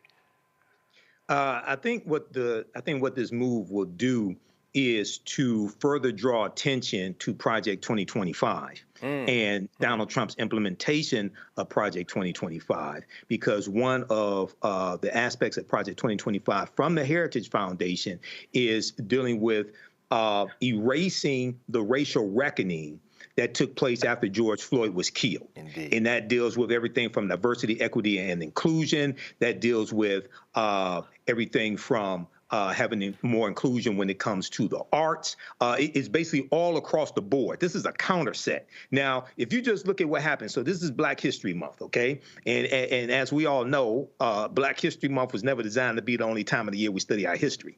People who keep saying that nonsense, like Morgan Freeman, don't really understand Dr. Carter G. Woodson. Yeah, that's right. In Black History Month, you had Beyonce to win Album of the Year with Cowboy Carter. That's right. Okay, which infuriated MAGA because she's also a country star. You have the new Captain America movie with a black Captain America. That's going to drive MAGA crazy as well. Okay, and then you had the blackest Super Bowl halftime show. That set the record. 133.5 million people watched it. Now, I haven't watched the NFL game since Colin Kaepernick left the league in 2017. Neither have I, brother. That's right. That's why I'm wearing my Colin Kaepernick shirt again, because I know you and I are right here. Yes, Dr. sir. Red Carl. Yes, sir. But, Yes, sir. I did see clips of the performance on Instagram and on YouTube, things of this nature. Sure. So now they have to deal with all this taking place in Black History Month as well. So this is going to, I think, when Issa Rae cancels her performance, when you have Shonda Rhimes, who leaves the board, things of this nature, I think this is going to draw more attention to what is taking place and cause people to connect the dots here. But this is just another white supremacist move from co-president Donald Trump, and the fight continues. No question. The fight does continue. And one thing about it, there are 330 million people in the United States of America, and birth by birth and death by death, they get less white every second.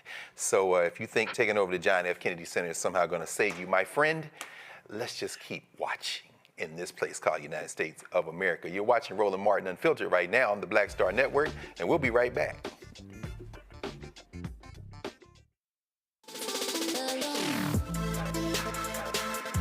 Hey y'all, welcome to The Other Side of Change, only on the Black Star Network and hosted by myself, Bria Baker, and my good sis, Jamira Burley.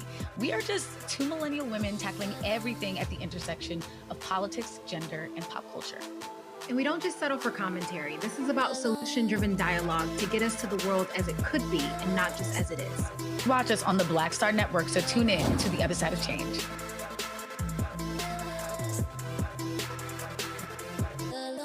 On a next, A Balanced Life with me, Dr. Jackie, the necessity of believing in things you can't see. It's called faith. It comes in all shapes and sizes, and it's powerful.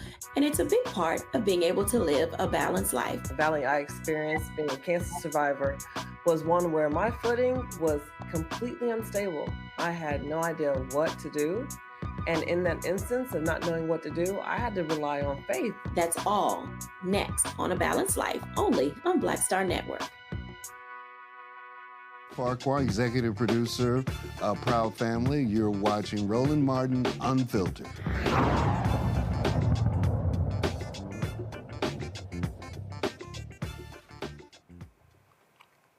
Missouri's Republican Attorney General, Andrew Bailey, has filed a lawsuit against Starbucks, accusing the company of, quote, systemic racial and sexual orientation discrimination.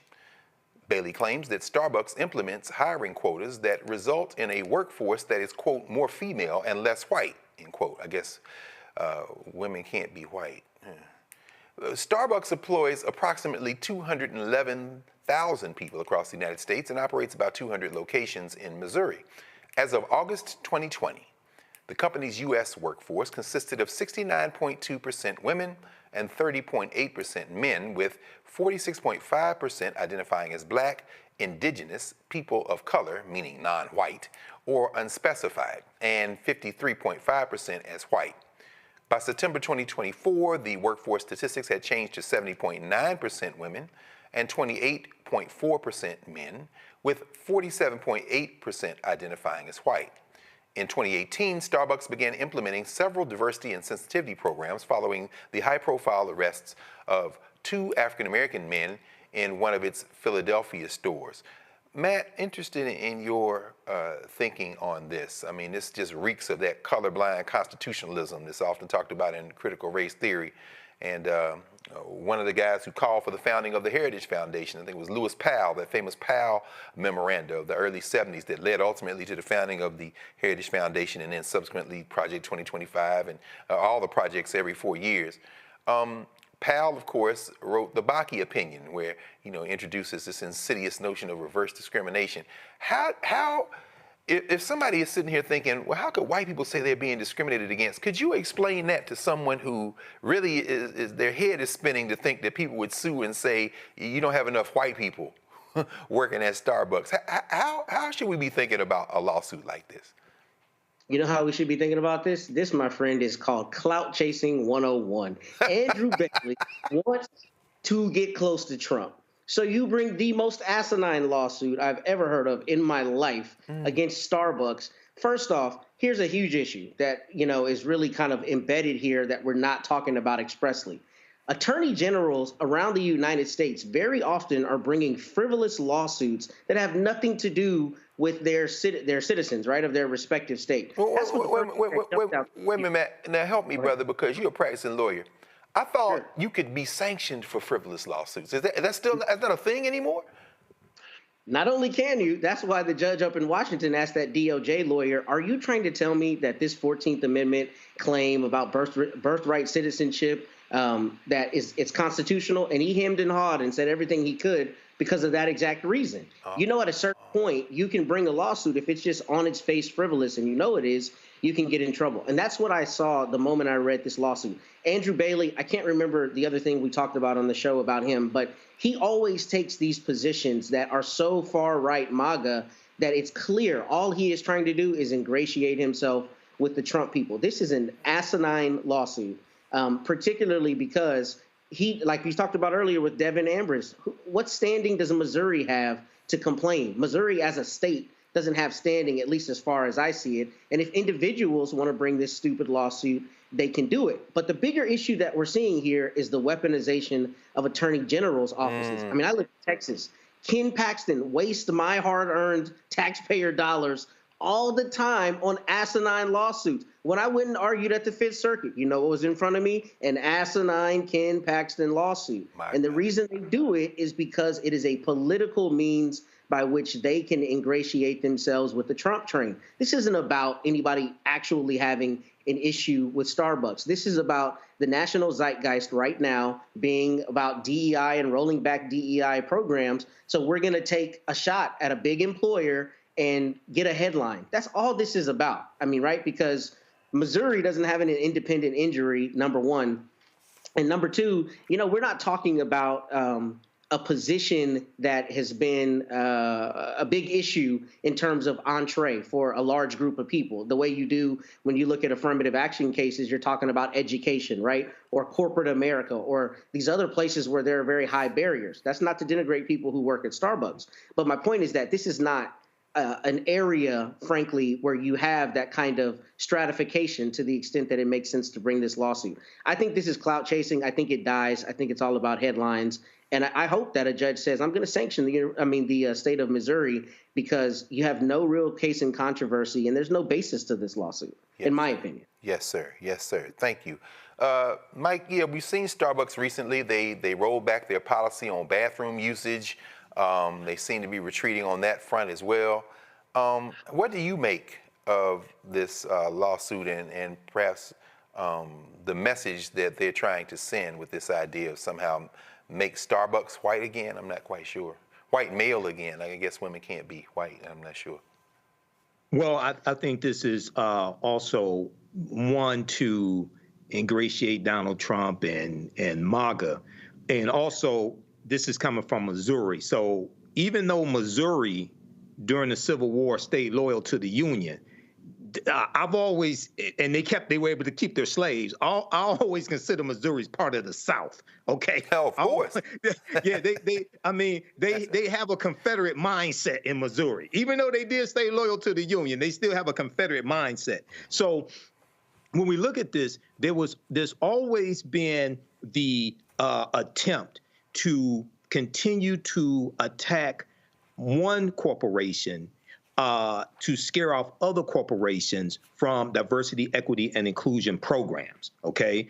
And this is something that Roland told the sisters that started the Fearless Fund when they were dealing with their lawsuit that was filed by white conservative activist Ed Bloom. He told them what they really want to do is scare off the corporations that have partnered with you, okay? Now, with Starbucks, wasn't Starbucks one, because there's been so many companies that backed away and some that still embrace DEI, like Costco. Yes. Wasn't Starbucks one of the ones that kept their DEI program? I want to say they were, but I know they rolled back that, after those brothers got caught up there on Market Street in downtown Philly, they said people could use their bathroom. I know, I don't frequent Starbucks. They made the restrooms public. They made the restrooms public. But they rolled that back recently. I mean, that's that. I think so. Yeah. But I think they still embrace their I think so as well. Program, so to say, which is why they're being sued. Yeah. Now, also remember, Pam Bondi, who I like to call Pam Blondie, the new Attorney General, looks like she's right off of Fox News.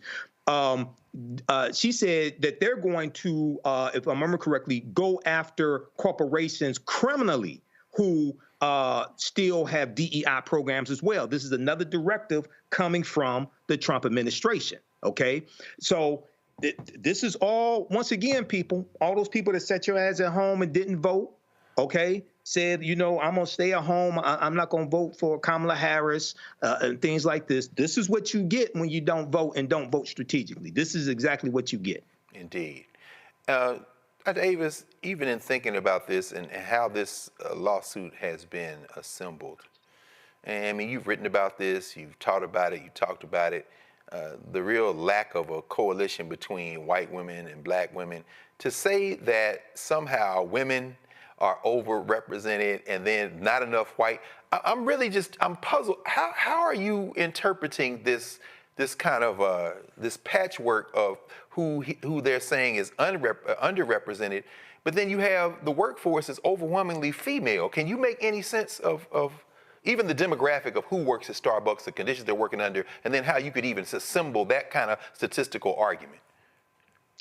Well, here's the thing, and that's a good question, good point that you made. Can a person be both a woman and white at the same time? And of course, the answer to that question is yes. Yeah. Okay. Yeah. But I want to say that when we're talking about this white supremacist new order that they are trying to create in this nation, understand that one of the main motivations behind that is this great replacement theory, right? Mm-hmm. And for them to, in their minds, not be replaced. They don't need white women working. Wow. They need them at home producing white babies. Right. They need them at home producing white babies. So this is one of the main reasons why, they went after choice. They got rid of that. And this is one of the main reasons why also that they're going after DEI. It's not just a direct attack on us. It's about getting white women back in the home, since they are honestly the number one beneficiaries, right? Just as they were the number one beneficiaries of affirmative action. So they want white women barefoot and pregnant to create more white people so that they won't be replaced. That's really the broader goal of this particular ilk. But I would also echo what we just heard. It's this frivolous lawsuit, as frivolous as it may be, I also believe is an intimidation factor, because at the same time that you have organizations that are being threatened to be sued around DEI, and the ridiculousness of some sort of criminal investigation over something that's not a crime, like that in and of itself is another example of authoritarianism, right? Something is a crime because I say it's a crime, not because it's actually against the law. Hello. And now we're in this situation where you now have this attorney general. And the thing that I'm concerned about here, in all seriousness, though, is that the right is very, very coordinated. They are very coordinated and they are very organized. And what they do is when something happens one place, they mimic it all over the country. Yeah. And so I really believe what they're trying to do is to say, okay, we have very overtly attacked DEI, and I want to say this very specifically because I think sometimes people don't understand this. When I'm speaking about DEI, I'm not just talking about people who work in a DEI space or work in a DEI office, though they obviously are at the center of the target. This goes to the ways in which organizations in the federal government and in private industry have worked to create systems of hiring to be able to consider a broader range of people such that there is more diversity in the workforce. So you don't have to be a DEI expert to be impacted by this. if you are Black and you are trying to get a job or you're trying to get a contract as a Black business owner, DEI policies expanded the pool so that you would be considered. All right. So what they have done in terms of going after the federal workforce, which is disproportionately, remember, historically, that was one of the anchors that helped to create the Black middle class. Absolutely. And still is disproportionately Black. Yes. So when they're going after the federal workforce, they're going after contracts that impact Black businesses.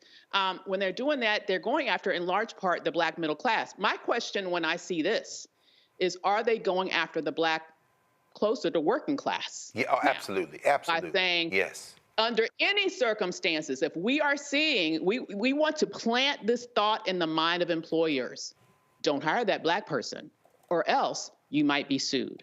This is what they're going for now, honestly, in my mind. It's not about just these policies. It's not just about the economics of it in terms of the overarching trickle-down effects when you look at all these people getting fired. What they're really going after is a reordering of society.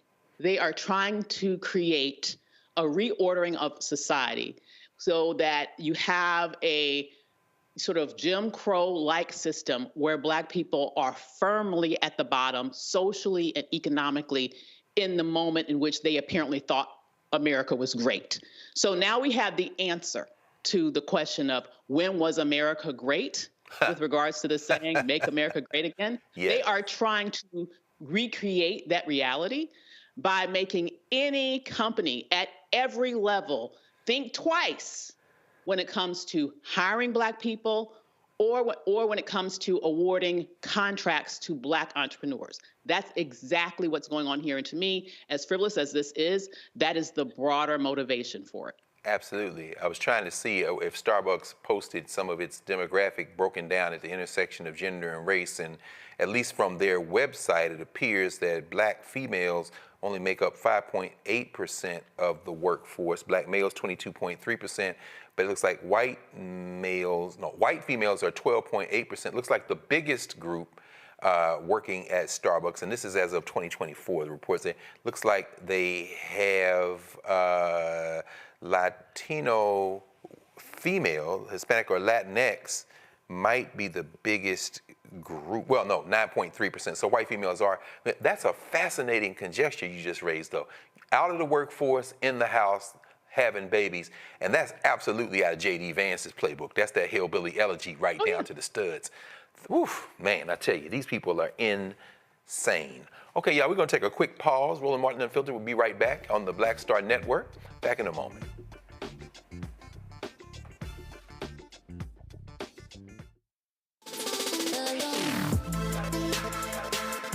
Hey y'all, welcome to The Other Side of Change, only on the Black Star Network and hosted by myself, Rhea Baker, and my good sis, Jamira Burley. We are just two millennial women tackling everything at the intersection of politics, gender, and pop culture. And we don't just settle for commentary. This is about solution-driven dialogue to get us to the world as it could be and not just as it is. Watch us on the Black Star Network, so tune in to The Other Side of Change.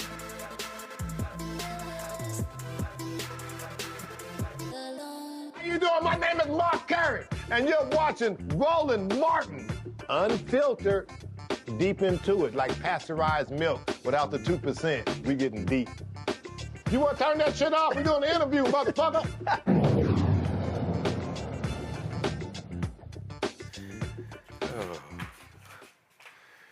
Mark Curry, man, I tell you, the white Missouri man who shot an unarmed Black teen who rang the wrong doorbell pleaded guilty to second-degree assault.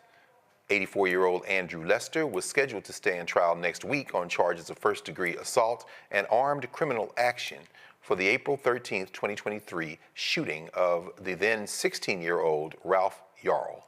Yarl survived the incident, thank the ancestors, and has since graduated from high school.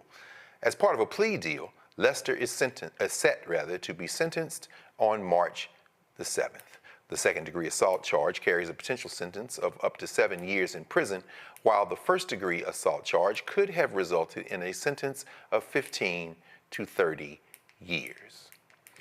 A Black Maryland man who spent nearly 30 years in prison for a crime he did not commit is now free.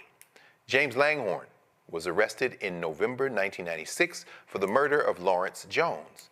His conviction stemmed from the testimony of a jailhouse informant who was trying to avoid a 10-year sentence by identifying Langhorne as the perpetrator. This led to Langhorne being convicted of first-degree murder and receiving a sentence of life in prison plus 20 additional years. Officials noted that there were no witnesses to the murder and no valuable physical evidence was recovered from the scene. In February 2019, Langhorne requested a review of his case from the Conviction Integrity Program of the Office of the State Attorney for Baltimore City. After a 5-year investigation, the state concluded that Langhorne had been wrongfully convicted. Dr. Avis, what in the world? People call this the criminal justice system, but there's obviously a different name for it when it comes to black folk. Justice delayed, justice denied. At least he is out, and then this guy, shot this brother. He's going to be sentenced, took the plea deal. Sort this out for us. In your opinion, what can we make of these two cases? When you hear these stories? Well, it just shows you that justice is not blind in America. I will say, though, it warmed my heart to see the warm hug that he was receiving upon his release. And it shows you that in spite of all that we face, you can't break our spirit. You can't break our bonds. You can't break our love for one another. I think that's absolutely beautiful. And I'm so happy that he has finally found justice. I am hopeful that hopefully once we get past this very, very disturbing moment that we are experiencing right now, that we will no longer be hoodwinked into sitting home because, we do have a modicum of power in this space that we are not exercising fully. I mean, you have to be a registered voter in order to sit on a jury. Yes. Yeah. We have the power to elect in many states, in many spaces, the prosecutors, right? Judges even. And so even though we understand that there is bias built in the system, we need to do everything that we can do. We can't do all the things. We can't control bias, but there is more that we can do in order to increase the level of justice that we have access to, so that hopefully moving forward, there'll be less innocent people spending nearly 3 decades in prison before they can get out to spend time with their loved ones. Absolutely. Thank you, Doc. Brother Matt, and we go from you arguing before the Fifth Circuit Court of Appeals, and God knows that court is a piece of work. So, hats off to you for that alone, and the kind of bird's eye constitutional law arguments being made, and you waging those wars, to the very real living and dying of clients that you see, people who are on the front lines, who are right where the rubber meets the road, particularly when you start talking about the police. What do you make of these two cases, brother? So first, with the case involving the young brother, Ralph Yarl, I'm hoping he actually gets prison time, because I always thought this was a complete BS self-defense case. I've defended hundreds of people in very serious cases, and, he's on the other side of his door. This is a child. I mean, there's no evidence that he was in any way harming this man. So the fact that he pled to a second degree assault rather than first degree, that's common. That happens all the time, where somebody's going to take responsibility, so the prosecutors give them a lesser. But what you see he's already doing is angling for either probation or some kind of, home arrest rather than going to prison.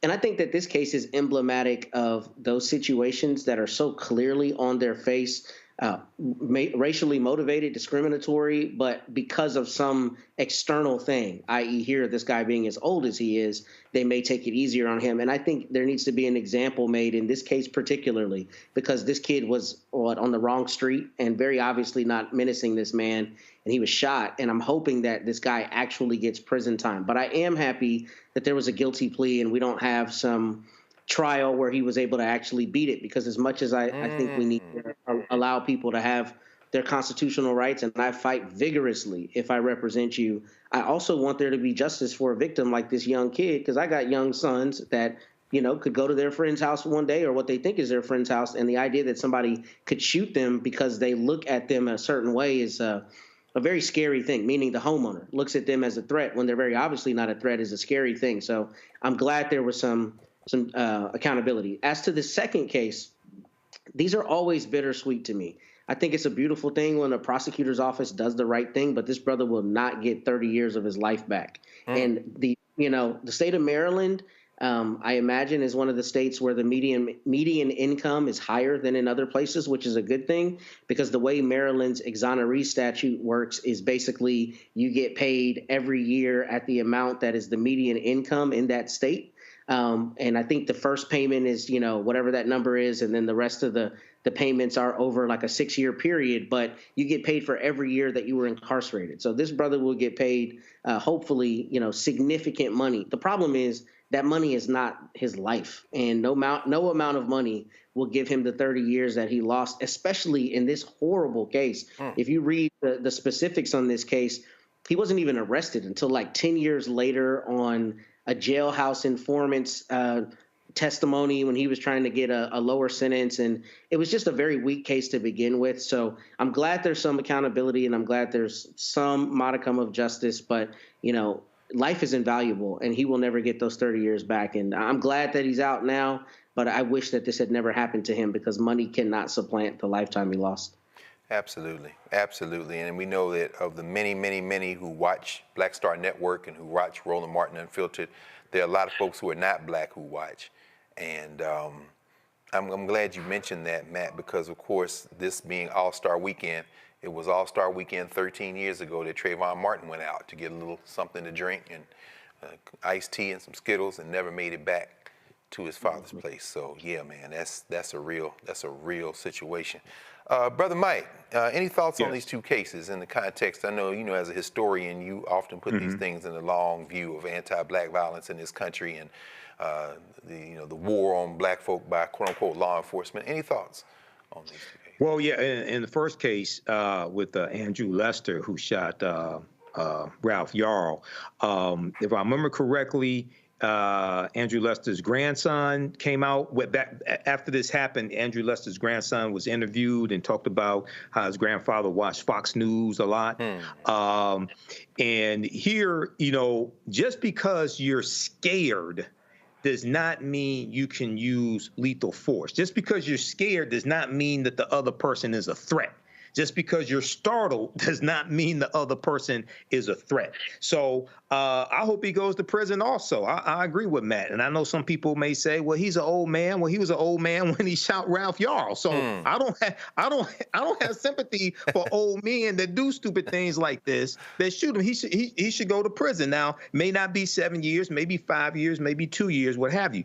In the other case of Brother Langhorne, we know historically the death penalty has been disproportionately used against African Americans. This is why I'm against the death penalty. So I'm glad this brother is alive. I don't know if he's in the state. He's in Maryland. I don't know if they have the death penalty in Maryland. I'm not sure. But this is why, because what we find out is that a lot of people on death row, a lot of times African Americans on death row, we find out that years later, some of them were found not guilty because evidence is surfaced, DNA evidence, things like this.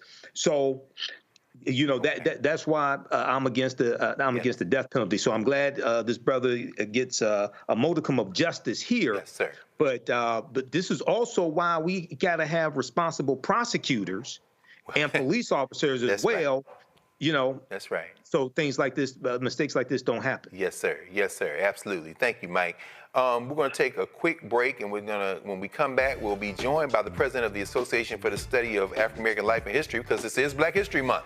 So we'll be right back at Roland Martin Unfiltered here on the Black Star Network.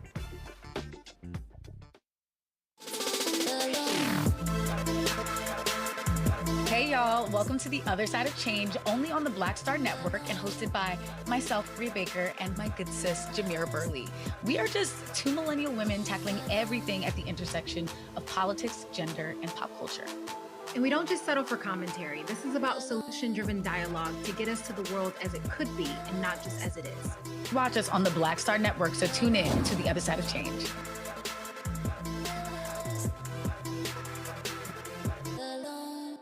it's John Murray, the executive producer of the new Sherry Shepherd Talk Show. You're watching Roland Martin Unfiltered.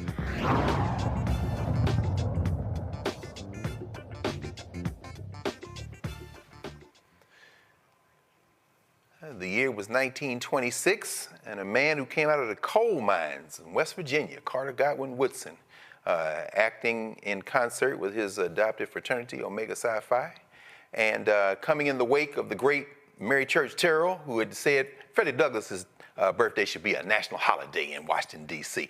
Woodson picked up on that vibe and, of course, said that the second week in February should be Negro History Week. And all these years later, we are joined during Black History Month by the 30th president of the Association for the Study Association for the Study of African American Life and History, the 8th woman to hold that title, and Dr. Whitehead, I believe that Mary McLeod Bethune president before. I know she was president when Woodson made transition, but we are really honored to be joined tonight by Dr. Carsonia, or Kay, Wise Whitehead, who is a professor of communication and African American studies at Loyola University, Maryland.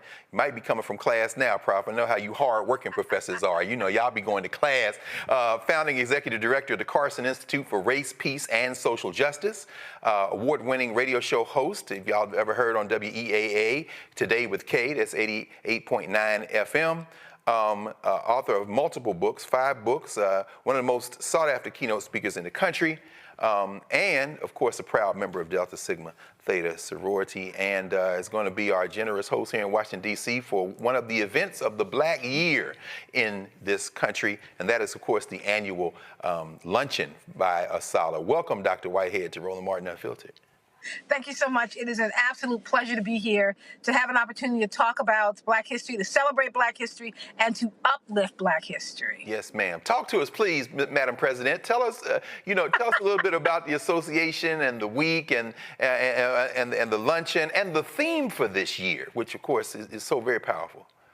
Thank you so much. Well, I want to go back a little bit to 1926, when Dr. Carter G. Woodson, as you said, we needed to have some time set aside to talk about Black history and to make sure our children are learning about it. I'm a pastor's kid, so I'm in the old-fashioned world of you got to write history across their forehead. When they wake up in the morning, when they go to bed at night, we need to keep reminding our young people of who we are, who they are, and who we are destined to become. Dr. Carter G. Woodson said, look, the Black folks are already celebrating Lincoln's birthday on the 12th of February, and now they're celebrating Frederick Douglass's self-selected birthday on the 14th. Let's use that week for Negro History Week. By the 1960s, it became Black History Week, and then in 1976, pushed forward by the members of Omega Psi Phi fraternity and other college students, it became Black History Month, with President Gerald Ford being the first president to proclaim it. This year, our theme is African Americans and labor. Now, every time we choose a theme, sometimes 2 to 3 years in advance, sometimes it lands up perfectly in line with where we are as a nation. And if nothing else, this year, we need to remind people, while there's an intentional erasure being done of Black folks and other people of color, that Black people help to build this country. It is our visible labor, whether it's running a corporation, whether it's running to run the White House, whether it's driving buses and stocking shelves, and our invisible labor. That's the emotional labor of raising our children, taking care of elderly parents. I'm calling it the preaching and praying and crying to keep this nation together. That's that invisible labor. So this year we set aside that time. We come together February 22nd at the largest Black History Month luncheon in the country to not just be together in one space, not just to be in community and in communion with one another, but also to talk about what is the path forward for Black folks in this country at this time. Yes, ma'am. And, I'm sure there's some people listening tonight who are saying, I could make it to D.C. on the 22nd. And, now, this is one of the things I love about Asala. It's not going to be just the luncheon, and we got titans like Mary Frances Berry, of course, and President Mark Morale of the Urban League, and, of course, Edmund McMorris, one of our stalwart members of the media and the press corps. But there's going to be a book signing event. So there is. Please talk to us a little bit about that and what we could expect if you come to this luncheon. So you can still come. We will always drop another chair. We will not tell you, like it says in the Bible, that there's no room for you at the end. There's always room for you at the end. You can go to asala.org, ASALH.org, and get a ticket. From 10 to 12 p.m., we have a book signing. We'll have authors from every walk of life. Mary Frances Berry will be there with her new book. I'll be there with my new book. I mean, books are out, and people will be there to sell them. We start the luncheon at 12 p.m. Not just good food for your stomach, but also we're feeding your mind, we're feeding your spirit, we're feeding your soul. It's about imagining a new way forward. And to do that, we've got to talk to each other. We got to be in community together. And we got to figure out that if you're in Massachusetts and you're in New York and I'm in D.C., how do we work together so that we're moving forward collectively? Not individual action, but a collective movement that needs to take place. It's going to start at the luncheon and then spread out from there. Wonderful, wonderful. So I'm going to make sure I get my copy of my mother's Tomorrow, Dispatches from Baltimore's Black Butterfly. Baltimore, stand up. We got to get that new book from you, Dr. Whitehead. So, Dr. Avis, let's bring the panel in just for a second. This is a unique opportunity. We want to make sure everybody gets a chance to engage with you. Dr. Avis, any conversation with or question for Dr. Whitehead, K. Whitehead? Yes, thanks so much for the work that you do. I'm a big lover of Black history. I think in my next life I will be a historian. That's going to be the goal. Okay.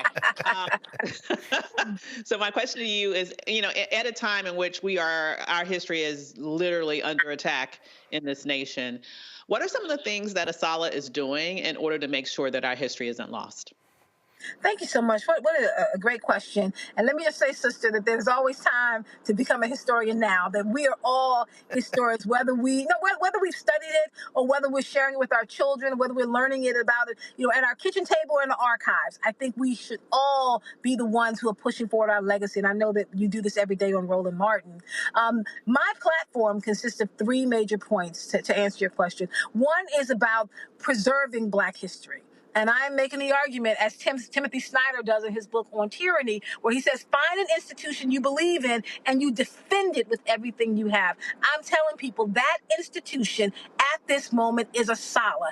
Defend ASALH with everything you have, not just with your thoughts and prayers, although we appreciate those, but with your money as well. Like, you've got to be able to defend to make sure that we can continue to do the work. I tell people, give your tithes to the church, give your offerings to ASALH, because we have to make sure that we can continue to do the work. Second is to promote Black history. I tell people that everybody has a platform, even if only one person is watching. Use every platform you have to tell the truth about who we are. Lies are being told about Black folks in this country at this moment. We have to be as quick as possible to tell the truth. We know that a lie will be halfway around the world before the truth even puts their shoes on. We got to be quicker than that. We got to tell our story all the time. And if we're preserving Black history and we're promoting Black history, well, then we're protecting Black history. And in the protection of Black history is thinking about the work that ASALH is doing around freedom schools. We are saying we need to have a school in every community in this country, a free school for our community where we're teaching about our history. We do it in the basements. We do it in the church yard. We do it at our kitchen table. We are protecting, preserving, and promoting Black history every opportunity that we get. Thank you, Dr. Kay, and thank you, Dr. Avis. Let's get something from Brother Matt. Brother Matt, any questions, comments for Dr. Whitehead? Yeah, I'll keep it short. I'll say we're both PKs, but only one of us is qualified to be a preacher, and that's you, not me. But, Dr. Whitehead, my question for you is real quick. We're watching, obviously, the erosion of the teaching of Black history in public schools. Does ASALH have any kind of literature or any program that it has for young people to help supplant what is being lost, which was already little, but is now nil? Any guidance you have on that, I'd appreciate. Thank you so much. I really appreciate that question. We have two publications. One is our Journal of African American Life and History, JAW, which is for academics, for professors, where it's all the research about what's going on in our community. The other one that speaks directly to your question is our Black History Bulletin. Dr. Carter G. Woodson wanted to make sure that teachers and parents have a resource they could use to always teach their children about what's happening. In our Black History Bulletin, we have lesson plans for teachers. We have resources for parents. You can take that and you can take it right into your home and you can start teaching wherever you are. You couple the Black History Bulletin with our freedom schools, and there will always be environments where teaching is going on. We're asking people to join with us to connect with our local branches, because ASALA is a national organization, but we have local branches. There are branches in cities around the country. Find the ASALA branch in your community, join with them, and then you can connect and get the resources. Thank you, Madam President. And finally, our brother Michael Imhotep, a long-time historian and a long-time supporter of ASALA. Brother Imhotep, any questions for Dr. Whitehead? Hey, Dr. K, this is Michael Imhotep of the African History Network show. Yes, we know that there has been an annual theme for Black History Month, African American History Month, going back to 1928. And that theme helps to give purpose. Some of the themes have dealt with the continent of Africa. And we also know that Dr. Woodson did extensive research on Africa, and his last 3 articles dealt with ancient Egypt. Can you talk about the importance of having an annual theme, knowing what it is, and how to incorporate that annual theme into celebrations that people have for Black History Month, please? Thank you for that question. I really appreciate it. One of the things that Dr. Carter G. Woodson thought was important, we need to pull out an aspect of our experience, of this experiment called democracy. We need to pull something out to uplift it. And so in that same vein, we do have a theme. Last year was African Americans in the arts, where we talked about the contributions that Black folks have made in terms of music, poetry, writing, prose, dance. This year, when we started thinking about the work that labor movements have had on the existence of this country, from Mary McLeod Bethune to Shirley Chisholm, we thought this was the perfect year to do that kind of conversation. And little did we know, with the change in the White House, with the change in this country, with the change in the WIN movement, that nothing else would be more important than making sure that people understood what our contributions are. And as quickly as they're trying to erase it, we're moving even faster to make sure they understand that our history is written in pen, not in pencil, and it can never be erased. Thank you, Brother Imhotep. And Dr. K. Whitehead, listen now, y'all don't want to miss this. The Westin Hotel, a week from this Saturday, the book signing. I mean, Mary Frances Berry. I see my friend Nubia Kai up in here. You're in here, of course. Oh, this new book on Francis Lewis Cardozo. I got to get the Francis Cardozo book. Come on, y'all. That's Paul Robeson's wife. It's Londa's grandfather. This is serious business. This is Chantella Sherman on and pray. I don't know if these Negroes ready to deal with eugenics, Dr. Whitehead. Y'all need, you don't want to miss this. And then we'll end with this. I just want to ask you, this is the 110th year, right? You're going to be in Atlanta in September. Is that right? Yes, we are. We're going to be in Atlanta. We are excited about going down to where some people call the Mecca. When you talk about the Mecca Black universities down there with Spelman, down there with Morehouse, Clark, Atlanta, but we will be in Atlanta in September. I tell people, start with the Black History Month Luncheon, then get a membership to ASALA, then come to Freedom Schools, and then meet us at the conference. It's a whole year experience. It's Black History 365 or 366. It is always being taught through ASALA. Beautiful, beautiful. I've only seen maybe one picture of Carter G. Woodson with a smile on his face, but something tells me he's smiling from the ancestral realm to have you sitting in the seat. The 30th president, 8th woman to be in that chair, president of the Association for the Study of African American Life and History, Dr. K. Whitehead, at ASALA, ASALH.org. We will talk with you soon. Thank you, Dr. Whitehead. Thank you so much. Absolutely. And Matt and Avis and Mike, it's always good to be with you all on a Friday night. Happy Black Love Day, one day over, and Freddie Douglass's birthday. Yes. And we will close out. I guess news has dropped that the new lapdog of Donald Trump, they've dropped charges. The Justice Department has decided to dismiss the case against Eric Adams, but I'm assuming that's, Brother Matt, that's going to be dismissed without prejudice so they can keep him on that short-ass leash so Donald Trump can run New York City from Washington, D.C., at least till the election. So with that in mind, thanks, y'all. Roland Martin Unfiltered. Thanks for everybody. As usual, the crew here got us through. Carol, always, General, and Elise and everyone there in the booth. And we'll see you all next week. Holla.